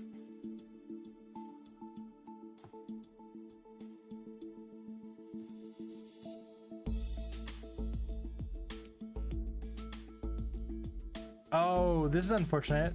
An ad break is about to start and I'm not allowed to snooze the ad break because I snoozed 3 times for the last ad break. Oh, thank you, Twitch.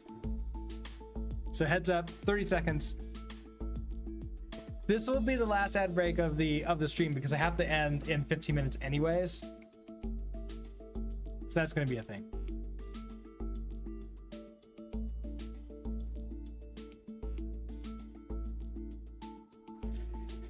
Okay, test equals ACC 0 jump to, okay, so if you don't equal,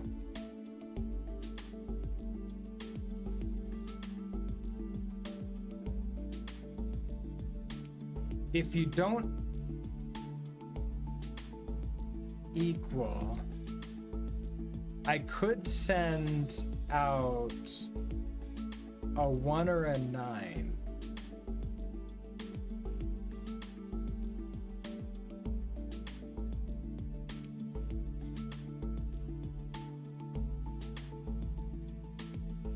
I have to send a consistent number of things out. I almost wish I could have like dat be a second accumulator that I can use together.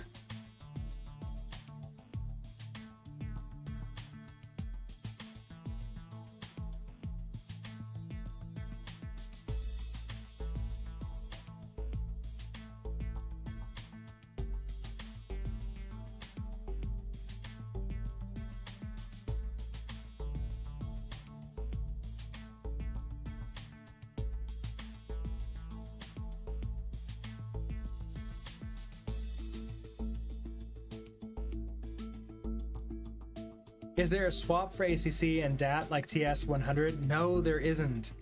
So in the documentation, the commands that we have access to,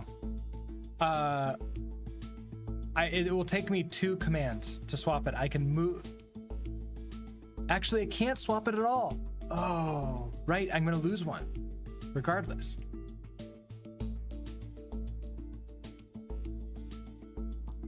So basic instructions: no op, move, jump, sleep, sleep X, add, sub, multiply, not.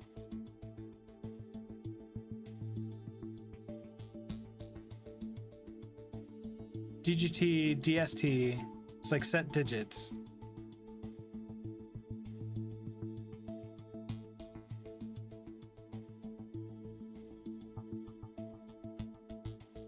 Registers. We have ACC and DAT.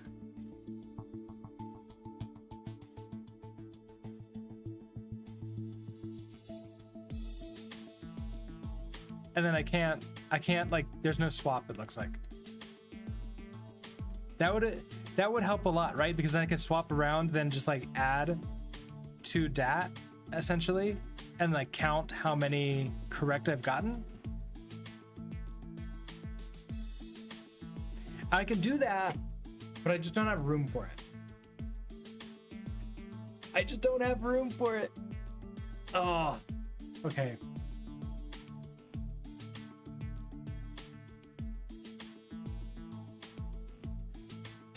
Let's see if we can put this back to where it was working correctly.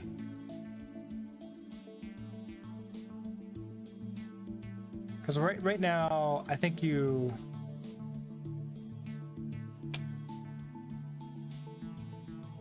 it's blocked in this part. Okay, so we send move dat to here, whatever that is.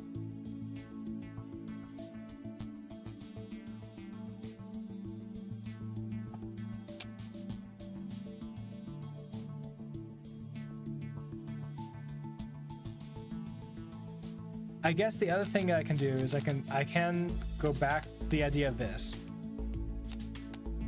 and I can pulse this. So like here, we're just going to gen P110.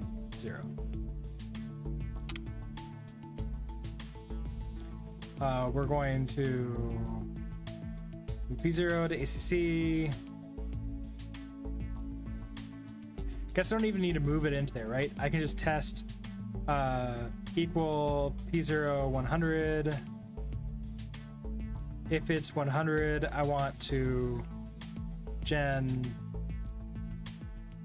P170. I think that's what it was.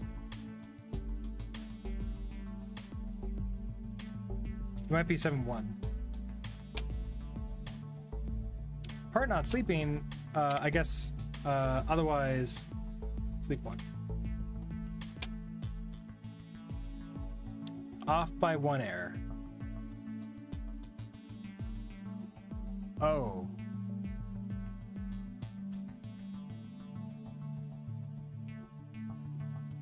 Starting off by 1 error.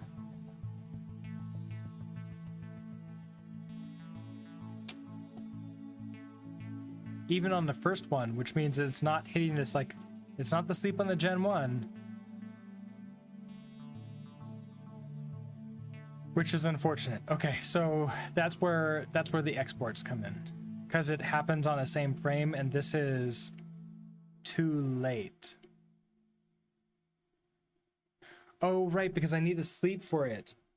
I would need to, like, half sleep through half of this, where I just do, like, no op, no op, no op, no op, no op, no op. Like, imagine if I did that. Like, there's a chance I can, like, manage to get it work, but it'd be super, super, super kludgy if I did. So, the exports is the best for this. I don't want to gen, I just want to... Let's just move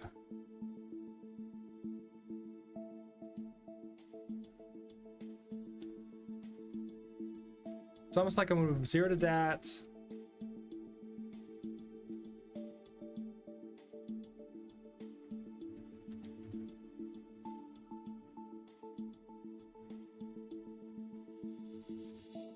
And if I just do something like that.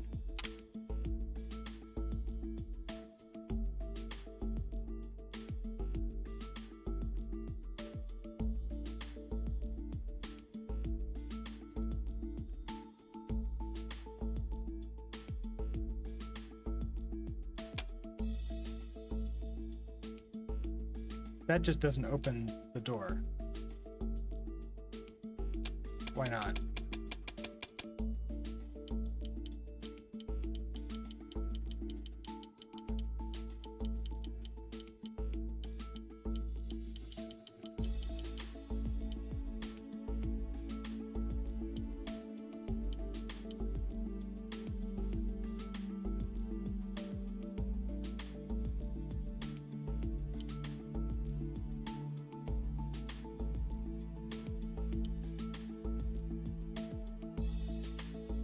Oh.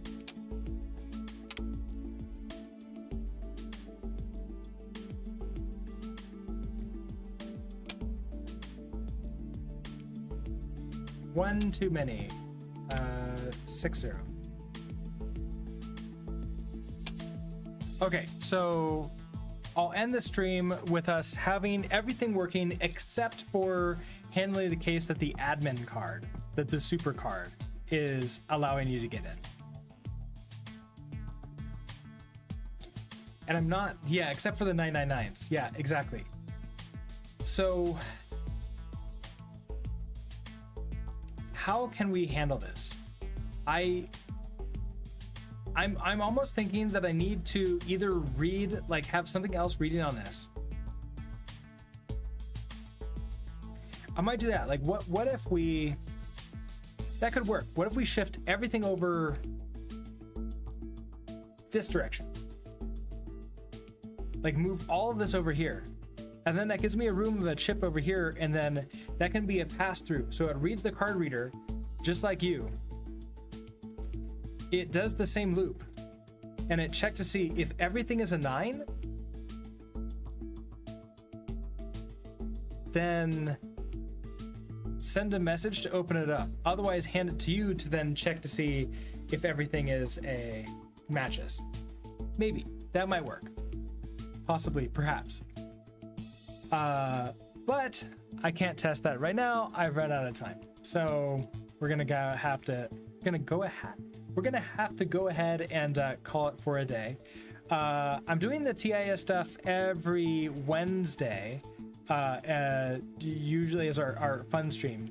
Mondays and Tuesdays are sort of like our project streams. I have some ideas for the Monday stream, although I also have some like other things that are coming up that like may or may not just change everything. So I'm sort of like in flux where I'm like not really beginning a big project, but also have like a bunch of stuff that I want to do. That sounds like a solution, but probably not the most efficient. I bet as part of the puzzle. I have not even come close to the most efficient, but I'm okay with that. I'm okay with actually just solving the puzzles as opposed to the most efficient. Let's see. So yeah, I don't think I have anything else. So I'll be back on Monday around 8 a.m. I believe for more coding stuff, more software dev adventures. I hope that you all have a great rest of your day. Have a great rest of your week, and I will see you next time, whenever that is. Have a good one, and bye.